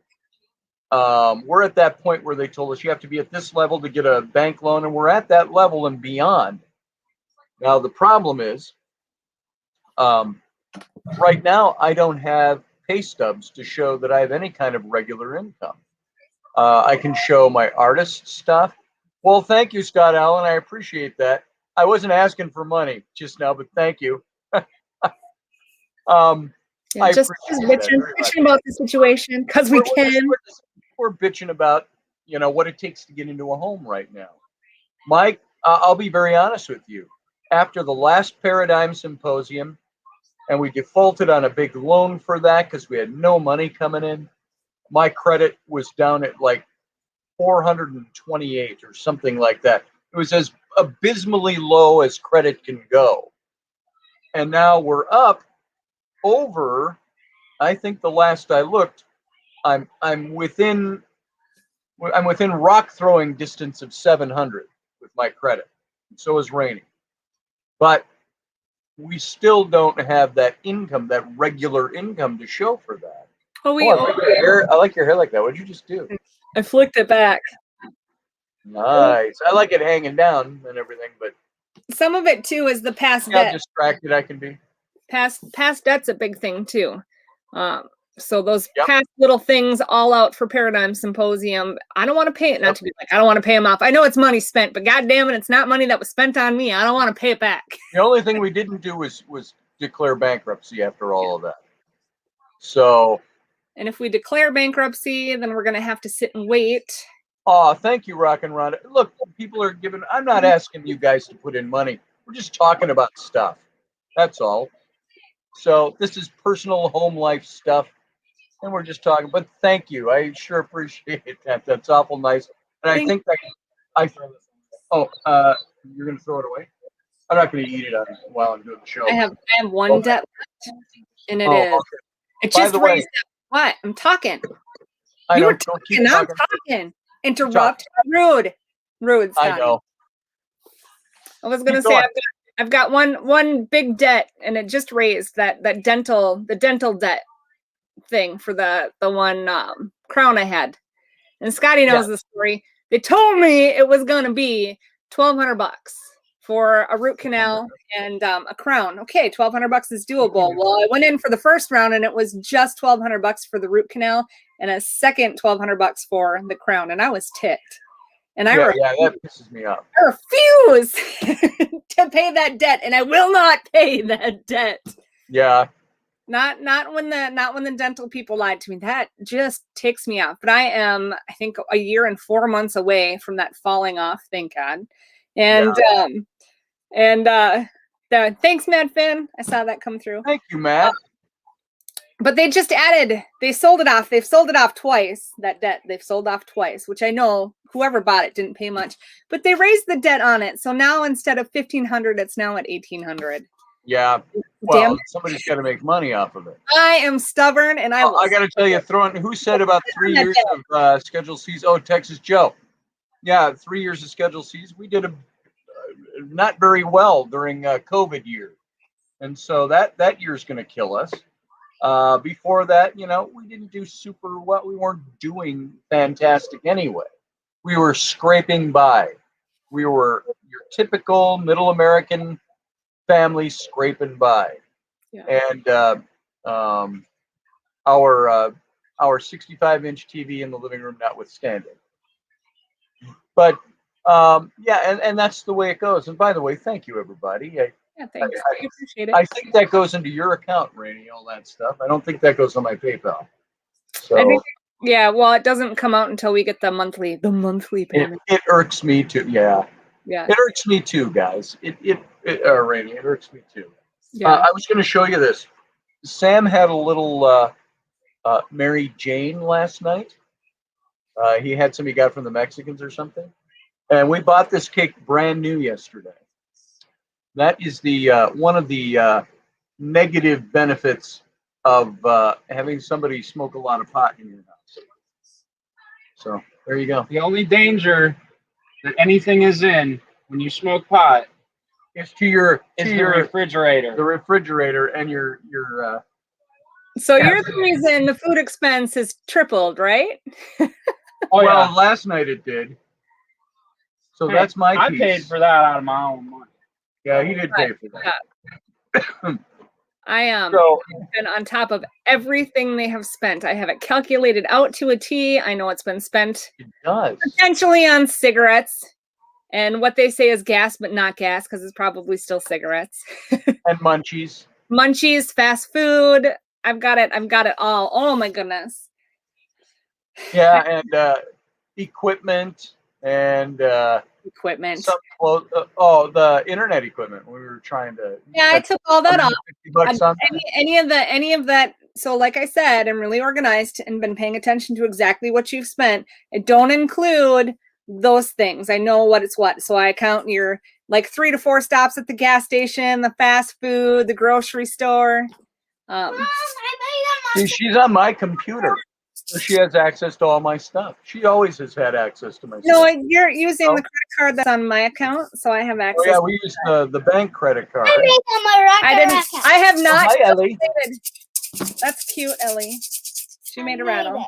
I have not calculated anything you've spent in cash and or on your PayPal. So that $2,600 you've spent in the last 2 months is just on food and gas. There you go. So it's cost us $2,600 to live here for the last 2 months, which isn't bad. It costs most families $4,000 to $5,000 to live, but this is on top. This is just 2 guys away from home. 2 guys away from home. So, you don't have to spend rent. Yep. You're not buying electricity. That's just food, gas, and cigarettes. Yeah. And I don't get on here. I'm not begging anybody. I hope that doesn't come across. That's not what I'm doing. Complaining. We're just talking about what things are like. Real life. And you know what they say? What do they say is the biggest cause of divorce amongst families? Finances. Not affairs, not arguing about whatever. It's finances, because finances is a big divider. And so we try to work on it all as best we can. I'd rather have Rainy take it all over and I don't have to touch it. Then there's nothing to argue about. But unless it's my allowance. So, I I saw Steph here. She said, I learned that I get the 12-month at the lowest rate or no interest as soon as it's coming up. I switched to another credit card with with 0 interest or lower rates. So here, I'm really stingy. I like to know where my money is going. I don't like to pay extra money if I don't have to. Don't want to buy crap if I don't have to. So Scotty's got a credit card. Now, this is our first credit card that we've got, I think, ever. Because I don't like credit cards. We never got one before. I don't like to pay interest. But we had debit cards, but not credit cards. What it's come down to is to get a rental card nowadays, you have to have a credit card. So we went out and got, I did all the work. I got a credit card. And I told them I only want a $500 limit, which I think we ended up with, I think, $400. I think they've raised it already, haven't they? They might have. I don't know. Well, here's the thing. I will not let anything sit on that credit card to pay any sort of interest at all. So Scotty's using the credit card because we only have one debit card for the account. I sent him with the credit card. And then I'm constantly right on top of our finances. I know what he's spending, like I said.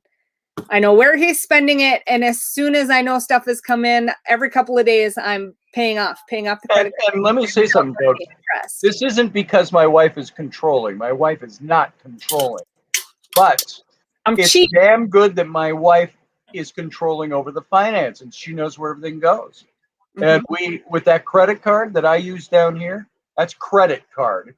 We use that and we pay it off every month. I don't want to carry a balance to pay. I am paying that balance off at least two times a week. I will not let it sit there. I don't want it to catch up on my credit. Thank you. It's constantly paying it. Yeah. And I make little bits and pieces on jobs that I do, logos designed, things like that, jobs that need doing. And so I have little bits and pieces coming on my PayPal card. And what is your address? I'll send you a surprise. Oh boy, Steve. I'll send you my address via email. Who was who was talking about plugs now? Steve Clark. Clark. He's gonna send us a pony. We're getting a pony. Yay! Yay! I always wanted a pony. They scare me. Oh my goodness. Hooking socks, the credit is like the sword of Damocles. Right. Scotty said pony. I want everybody to know that ponies scare the living shit out of me, as well as horses. And every year that I take the kids to camp and there's the pony ride time, I get so nervous that I shake and I have to ask one of the kids, one of the kids that are directing the camp activity to take my kids to walk the pony because I am scared shitless. And all of the parents just they laugh and giggle. They're like, I'd be more scared of snakes. I'm like, you don't have to be scared of snakes here. You got to be scared of the pony. So you can see who wears the saddle at home. Yeah. Oh my goodness. I do not like ponies. Yeah, she doesn't. We once went on a ride when we had the horse ranch. And we were out for a little trail ride around all the roads around the ranch. It was about a 8-mile circle or something. And we got about halfway through that. And we were a diagonal line from the ranch around the square we were doing. And the horse walked into the grass and just went. It didn't trip. He just calmly sat down. Laid down. And Raini just stepped right off of him as he got there. She goes, and she kept walking. She started walking into the field. She said, I'm walking home. I'm done. I'm done. It was about a 2-mile walk that way. I did get back on, though. You did. I did get back on, and I walked the rest of the way around, but I had to have a cigarette first. Yeah. Stop shaking. Like, goddamn horse. Exactly. Oh, hey, I can private chat somebody on here. No death fur monsters for me. Oh, no, I can't. I don't know how that works. So, anyway, go back to comments. Yeah, I like horses. I haven't been on one since, for a long time. Right. God, it's been 10 years since I've ridden a horse now. But cow tipping is fun, but watch out for bull, says Steve Clark. So, either that or some very good actors here. No, you guys like to role play. Who are you talking to, Corey? Was that to us? What? Or somebody else? We missed something. I missed something in the context there. So, real people with real problems, he says. Yeah, we are. And you know what? We're not talking on here about this stuff to get sympathy or have you all start. And now, please click that money button and send us some money. That's not what we're doing. We're just talking about stuff. Yeah, I need to get my plastic surgery. Send the money. Yeah, really. Oh, I like your boobs the way they are. Yeah, baby. Well, no, I don't know. I can't remember who it is, but my grandma. Is it Joyce something? The church people. The church people always come on the TV and ask for money. And my grandma said, I quit sending them money as soon as that lady came on and said God told her it was okay to get a plastic surgery on her face. She's like, then I quit sending them money. They're just wasting. God told me it was right to get plastic surgery. God wants you to send me money so I can get my hair plugs. I think it was Joyce something. I don't even know. Oh, Joyce? Joyce Myers? Maybe it was Joyce Myers. She got plastic surgery? Yeah. Tammy Faye Baker, she's dead now. She's been dead for like 10 years or something. And Jimmy Baker's gone too. How they fell from grace. So, Steve Clark, we're all family. Yeah, so I'm looking at her pictures here. She's definitely had plastic surgery. I thought Bucephalus, Matthew Sainsbury, wasn't Bucephalus? Wasn't he the horse of? That was Alexander the. Oh, I'm thinking of Caligula named his horse to the Senate. So. Oh, there you are. Yeah, he named Alexander the Great. Loved his horse so much that when he died, he named a place in Asia after him, Bucephala. So nice. Bucephalus was his horse. Is that where he got syphilis? I don't know what the hell. Not quite. Okay. So. Check him. Yeah, Tammy Faye Baker, Texas Joe. I remember them. Well, thank you, Corey. Yeah, and nothing we're talking about is to raise sympathy or anything. We just talk about shit. Just normal. We're normal people with normal problems. We are. Struggling to make life work the best it can. Yeah. And we want to build a house. We had a house, and we had that terrible story of having a very loosey-goosey contract for deed. Won't do that again. Won't do that again. Squatting on it. I wanted to sell it for more money than was on the contract. So we were a day late with our mortgage payment. And he closed us out for and in Wisconsin, they'll support that. They'll uphold that. They're it's very all in favor of the landowner. Yep, for whoever's name is on the papers. They're very much for them. And I was a day late because that was when I had my hip surgery done 3 years ago. What gets me is we could, if we didn't pay our rent this month, we would be out of here within like 5 days. They could go to court and get us out. And I'm not sure how, because we talked to the people that own this. They said one guy owes them $12,000, but they can't kick him out because of COVID. And it's like, how the hell does that work? How does that work? If they went to court for us, we'd be out in 5 days. See, now we're supposed to be out at the end of our lease, which is August 30th or 31st.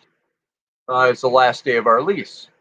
So what is that from now? That's basically April, May, June, July, August. It's 5 months from now.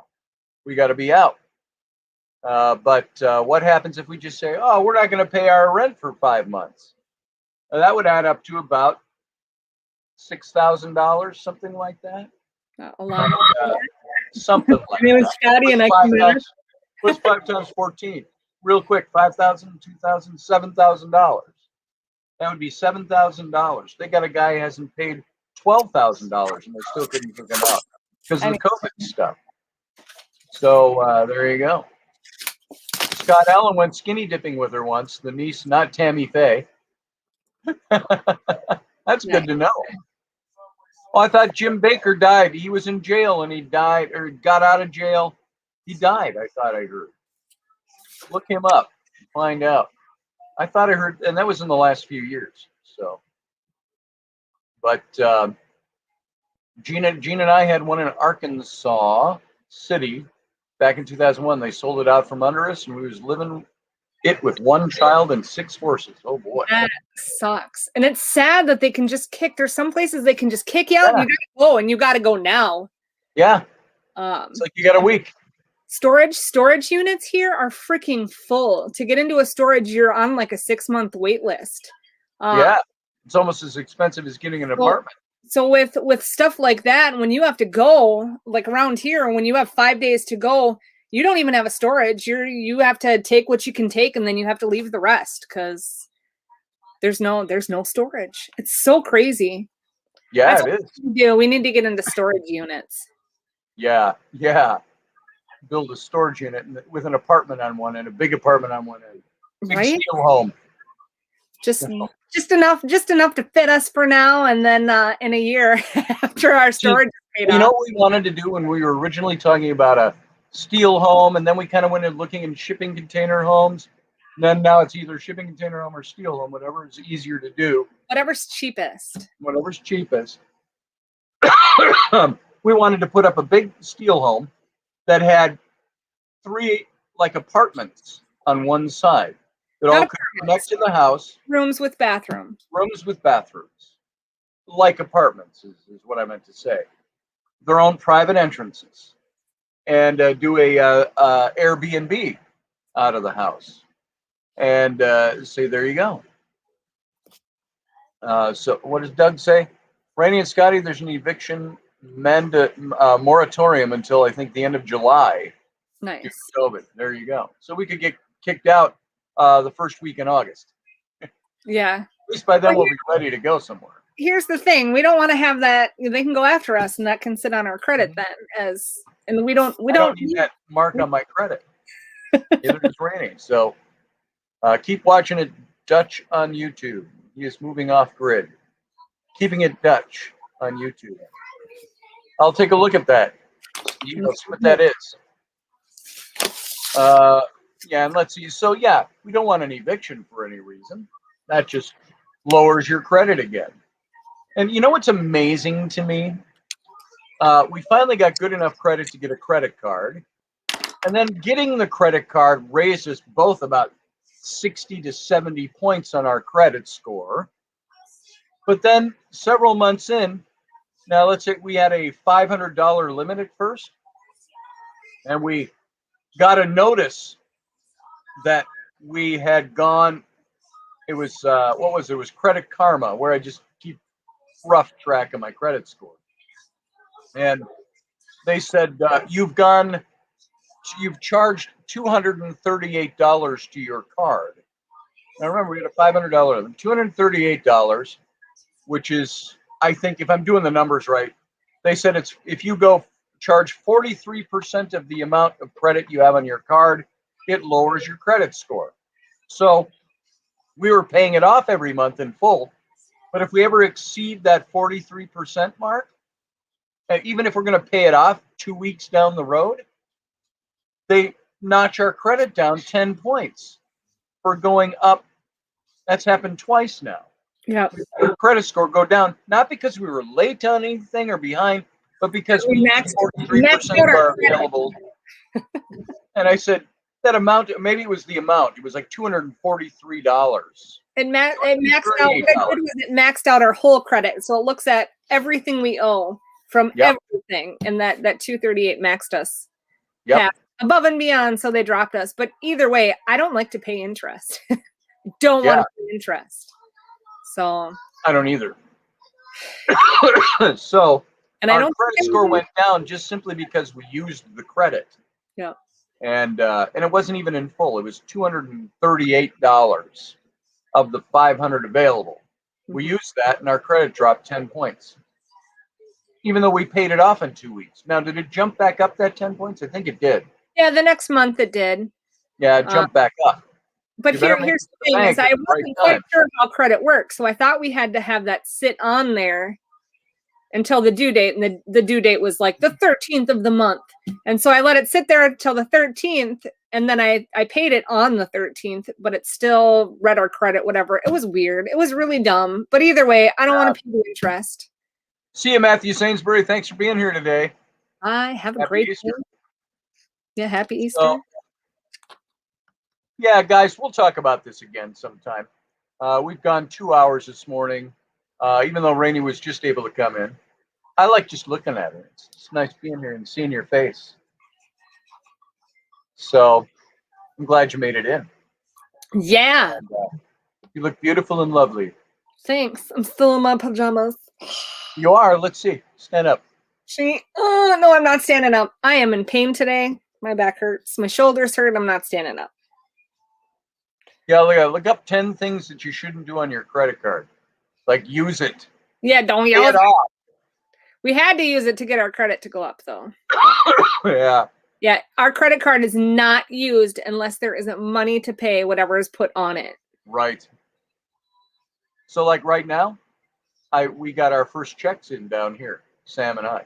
First, in 2 months, we got our first portion of something that's already closed out. Still doesn't cover their expenses. Yeah. And we've got other jobs that have interior work being done, and we'll get more off of those. So, so we got, for being down here 2 months, just got our first money just the other day. And thank goodness it's not in full. But what we got in basically balances out how much we've spent being here for 2 months. Can you hear the music? Kind of. I have bins in front of the door, so I can't close the door. Oh, that figures. Ellie's out there dancing. Dance party. It sure does, Corey Blake. Time flies with me. Buy stuff is #1 no-no. Yeah, exactly. Don't buy stuff with your card. Right? But you have to have a credit card to get a car. Steve said it's the stuff that causes your credit score to go down without you knowing about it.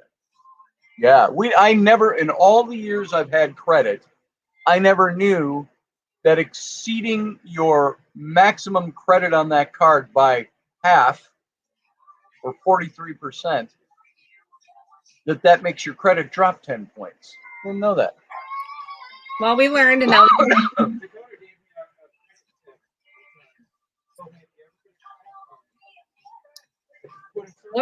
What's being said over there? Here's Sam. You've been smoking weed, or just staring in the distance? Oh no, I don't have any right now. I would be, but I don't have any right now. Dakota, Abby's boyfriend, gave me a credit tip a while back. He told me if you put say you put $200 on your credit card and you need to pay it off at the end of the month.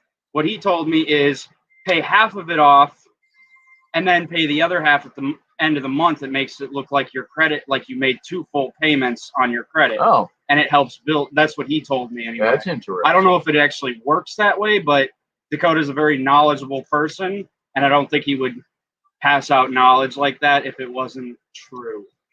Well, you guys use the credit card, I'm paying every couple of days to make sure, because we can't exceed our credit or it will drop the score. That's right. So I'm watching everything so that I can constantly be right up on it. Because if we don't have cash to pay it, then you won't be able to use it. That's right. That's right. Really, we can't let anything sit on there and wait till the next because it drops our score right away. But I don't know if that's just because we are already. I think my credit limit is like $2,500, and having that $1,800 on there just for the dental work. I can't have hardly anything on there because it exceeds my limit. So. And by the way, folks, it's not aesthetic dental work. It's not like I need my teeth cleaned and capped for the cameras. It's nothing like that. It's just getting old junk taken care of. It was a root canal. A root canal. And I love your teeth. You got great teeth. And I went without the crown for like 2.5 years until I found a dentist to put a crown on for only $300. Yeah. That's it. I had those 4 teeth pulled. 2 here up on the top, 2 here. And they were all from old fillings that had gone bad, and I had root canals in them. And then the teeth crumbled after a couple of years. It cracked. And then it cracked one next to it on both sides. And I'd have all 4 of those pulled. Now my insurance covered that, but guess what? Insurance doesn't cover crowns. Crowns were $1,000 a piece. That was. All right, I gotta shut the door. This is driving me nuts. Yeah, go ahead. It's victorious music, so it's really annoying. Oh boy. And so I had those replaced, or not replaced. I still have gaps in my teeth back here because waiting till I can either afford to buy implants or do. I'm not going to wear a partial dent or bridge. I'm not going to wear that. I saw those since I was a kid. Little wire frames in your mouth. It's like, I'm not wearing that. That is so unprofessional, Scotty, wearing a t-shirt. Yeah, look at me, Doug Stack. T-shirt time. T-shirt time. It's Easter. I can wear whatever I want. I'm wearing cut-off shorts, too. Baggy sweatpant cut-off shorts. So, show my legs. Make it in America. What? I'm gonna make it in America. It's the song she's listening to. Oh. What's the one from West Side Story? Dun, dun, dun, dun, dun, America. La, la, la, la, la, America. This is Make It in America. La, la, la, la, la, America. Na, na, na, na, na, America. So, anyway. I'm out of breath now. I'll bet you are. Moving boxes. Boxes. Yeah. So. Field guy last Thursday. Scotty left his fedora with Raini. I've got one of them here. That's in the truck. Got three. 3 here. I got 3 at home and 1 with me.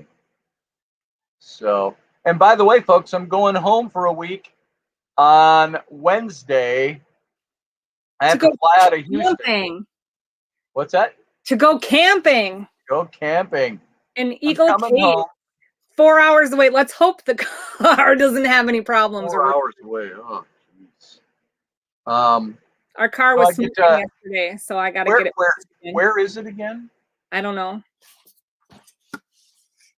But, so I'm coming home because I promised Flynn I'd go with him on this Boy Scout camping trip in a cave for 2 nights.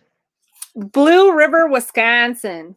Wisconsin. I don't even know where Boyle River is. I'll have to look it up. What? Blue River. Blue River. Blue. All right, I'll take a look. So, so I'm coming home to take Flynn to that. So I'll be home on Wednesday, but we can't fly out of Lake Charles. It's like super expensive because it's a tiny airport. It's not a hub. It costs like $500-600 to get a round trip ticket home. So we're driving 2 hours to Houston, but my flight leaves at 5 in the morning on Wednesday. I'll be home early afternoon. And because there's one stop, of course, in Orlando. I got to fly to Orlando first and then home. So Sam's going to drop me off. We're going to probably leave here at midnight. What's that? 3 hours and 36 minutes away. Nice. You're going down. It's got to be down toward the Illinois border then. You're down past Winona. Yeah, you're down. It's down underneath the Iowa border, but in Wisconsin, obviously. Okay. Close to Madison. So it's down that way. Okay. Yeah, Madison's 4 hours from our house. So that's what I'm doing. I'm coming home Wednesday. We have to leave on Friday. And you go Friday, Saturday, and you can come home on Sunday. I think we'll be coming home on Sunday. You get to sleep in the cave. I get to sleep in the cave in a sleeping bag. Sleeping bag, yeah. And I'm sure that'll be good on my body. It will. Yeah. Do you want to come and join us? No, I don't. I'll share my sleeping bag with you to stay warm. You can only send one parent. Sorry. Oh, well. Hopefully there's nothing wrong with the car and you'll actually be able to go. Well, I hope so. What car am I taking? Well, the van is not working anymore, so that has to be fixed. Oh, and the Ford is having problems, so hopefully it'll be drivable down there. Well, I hope so. Well, then I'm back on Sunday sometime. And then I leave on Tuesday morning again. I have to be at the airport Tuesday morning. And I'm back here by mid-afternoon on Tuesday. Yeah. So I'll get a quickie day with Raini somewhere. And although I cannot confirm whether or not that will turn into a quickie with Raini, because there's always going to be kids there. Well, I have a medical procedure that has to be done on Monday. It's going to be 4 hours, and I'm probably not going to feel good after. So that's right. That's our only day we'll be able to see each other is Thursday and Monday. So, and she's got a scout meeting on Thursday. Yep. And I work on Thursday. And she works on Thursday, massages. And then Monday, she's got a 3-hour medical procedure. 4. Which will probably wear her down to nothing. So I'll get to look at Raini a couple times while I'm home. I'm going to have electrodes shoved into my muscles. It's supposed to be painful from what I hear. Yikes. And then I have to work the next day. Doug Stack, I just caught that. Raini's going down for 3 hours and 36 minutes. Woohoo! No, Scotty's going down. Yeah, Scotty's going down for 3 hours and 36 minutes. Hell yeah, I'm on board. So, all right, folks, and on that wonderful, lovely note, I think we're going to call it quits. We can go on 2 hours and 15 minutes. Yeah, you want to hear? Well, wait, does anybody want to hear more of our family stuff? Yeah, let's hear it. No, I don't know. I don't have anything else. Oh, you don't have anything. Yeah, unless you want to hear more of our family junk. Boy, it got dark in here. Sam turned on the air conditioning and closed the door and the outer door. Nice. So here we are. Oh, Clark says, Scott, true about small ones than big ones. It's supposed to be 77 degrees here today. 77 in Wisconsin, guys. Rowan, I had all the doors open yesterday and the windows. Rowan made me close everything because she was too hot. Nice. Close the doors, Mom. You're letting all the air in. You go from heat to air conditioning. Right. Now that you say that, I should probably check our electrical bill one of these days. I don't think I've paid it since you left. Oh, since I've left? Really? Well, you normally do it. You normally Our electric company in Wisconsin, there in New Richmond, if you don't pay your bill within 5 days of the due date every month, they'll shut you off. This is the Excel. This is the other. Oh, Excel. Excel's a lot more tolerable, and they're a lot less expensive. Yeah. 77 is too cold, says Field Guy.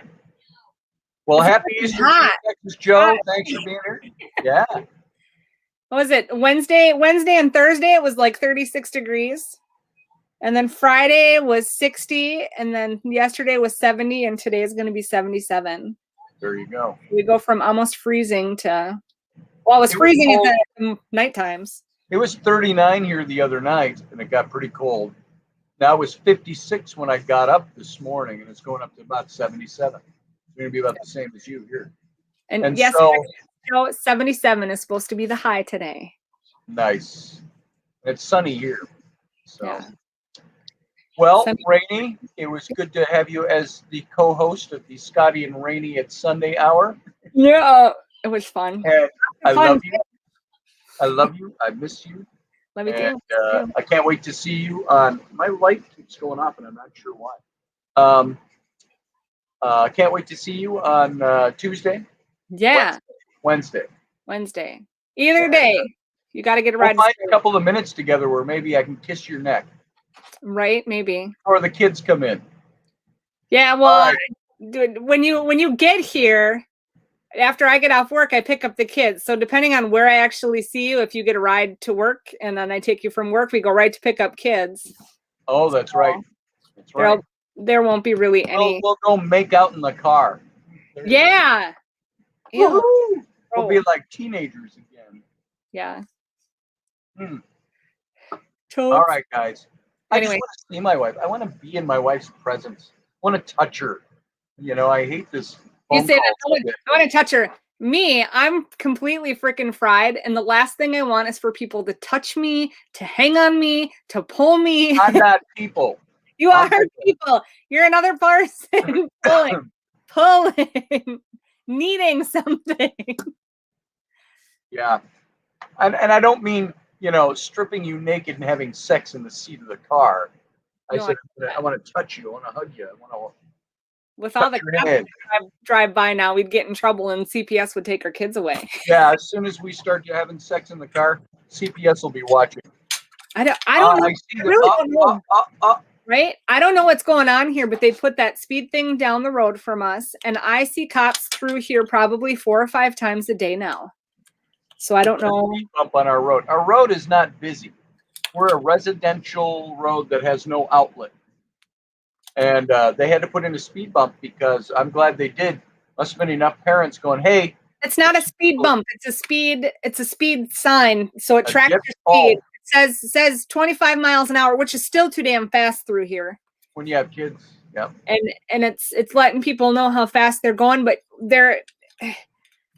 the front part of the development is very developed. There's houses everywhere, and in the back they're just putting up house after house after house after house, and it's all construction workers that are just speeding through, and people that live in our development here that speed like freaking crazy. They come through with their big old work trucks and their huge freaking trailers just full of shit, and they just right through the road, and it's like, I know. Even if a kid were in the road and accidentally, our kids go down the driveway all the time right through the road.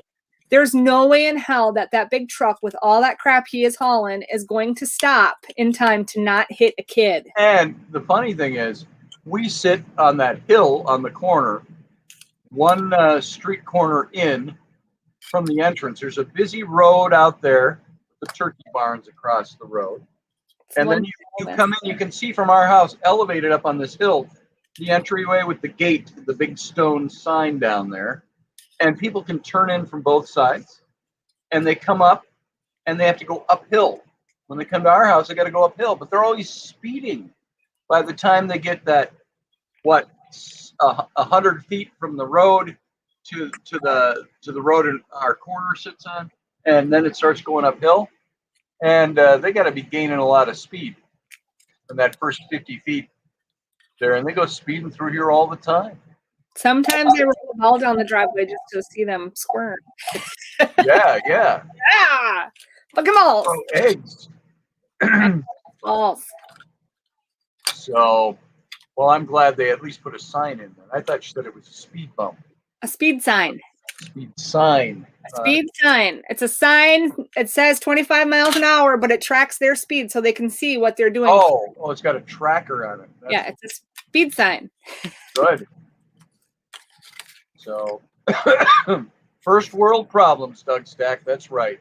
Right? So, oh my God. Your sugar cane holding mule off of the street. If we weren't a first world, I'd have paintball guns, and I would sit and shoot all the cars as they go by just for the fun. Yeah. Whether they're going slow or fast. Yep. Same here. Yeah, because that'd be fun. That would be fun. Well, sweetie, it's nice to have you here this morning. Nice to see you for so long. I'll talk to you a little bit later. Okay. I'm invited over for some Easter dinner today in about 3 hours. So we're going to. I got to finish cooking, so that's where I'm going. Well, you have fun today with the kids. Yeah. Tell them all hi for Dad. I'll talk to him later today. All right. Sounds good. The ones I haven't seen on radio this morning. Yeah, Flynn. So, all right, guys. I want to thank everybody for being here. I want to thank you for your time and spending it with us. And thank you for everybody for the gifts today. I appreciate that. That was very cool. We weren't looking for that. We were just talking. So that means a lot to us that you would think of us that way. And that's all I got. We'll see you back tomorrow night. We're going to talk about the El Arish Stone. Remember, Monday through Friday, it's the show's at 9 p.m. Central Standard. I will probably broadcast on Tuesday, but probably not on Wednesday. And not all on Thursday, Friday, Saturday, Sunday. So, because I'm going to be out on the Boy Scout camping trip. That doesn't mean I won't check in live and stuff like that, but there you go. So, expect to not see this show for the better part of a week starting on Wednesday. And we'll be back here in the makeshift studio by Tuesday afternoon of next week, a week from now. So I'll put up reminders and stuff. So thank you everybody for being here. Yeah, thanks. Hey, Joyce, good to see you. She says hi, and she says peace. And the same to you. All right, live long and prosper, folks. And we'll see you soon. I'm going to end this broadcast now. Bye.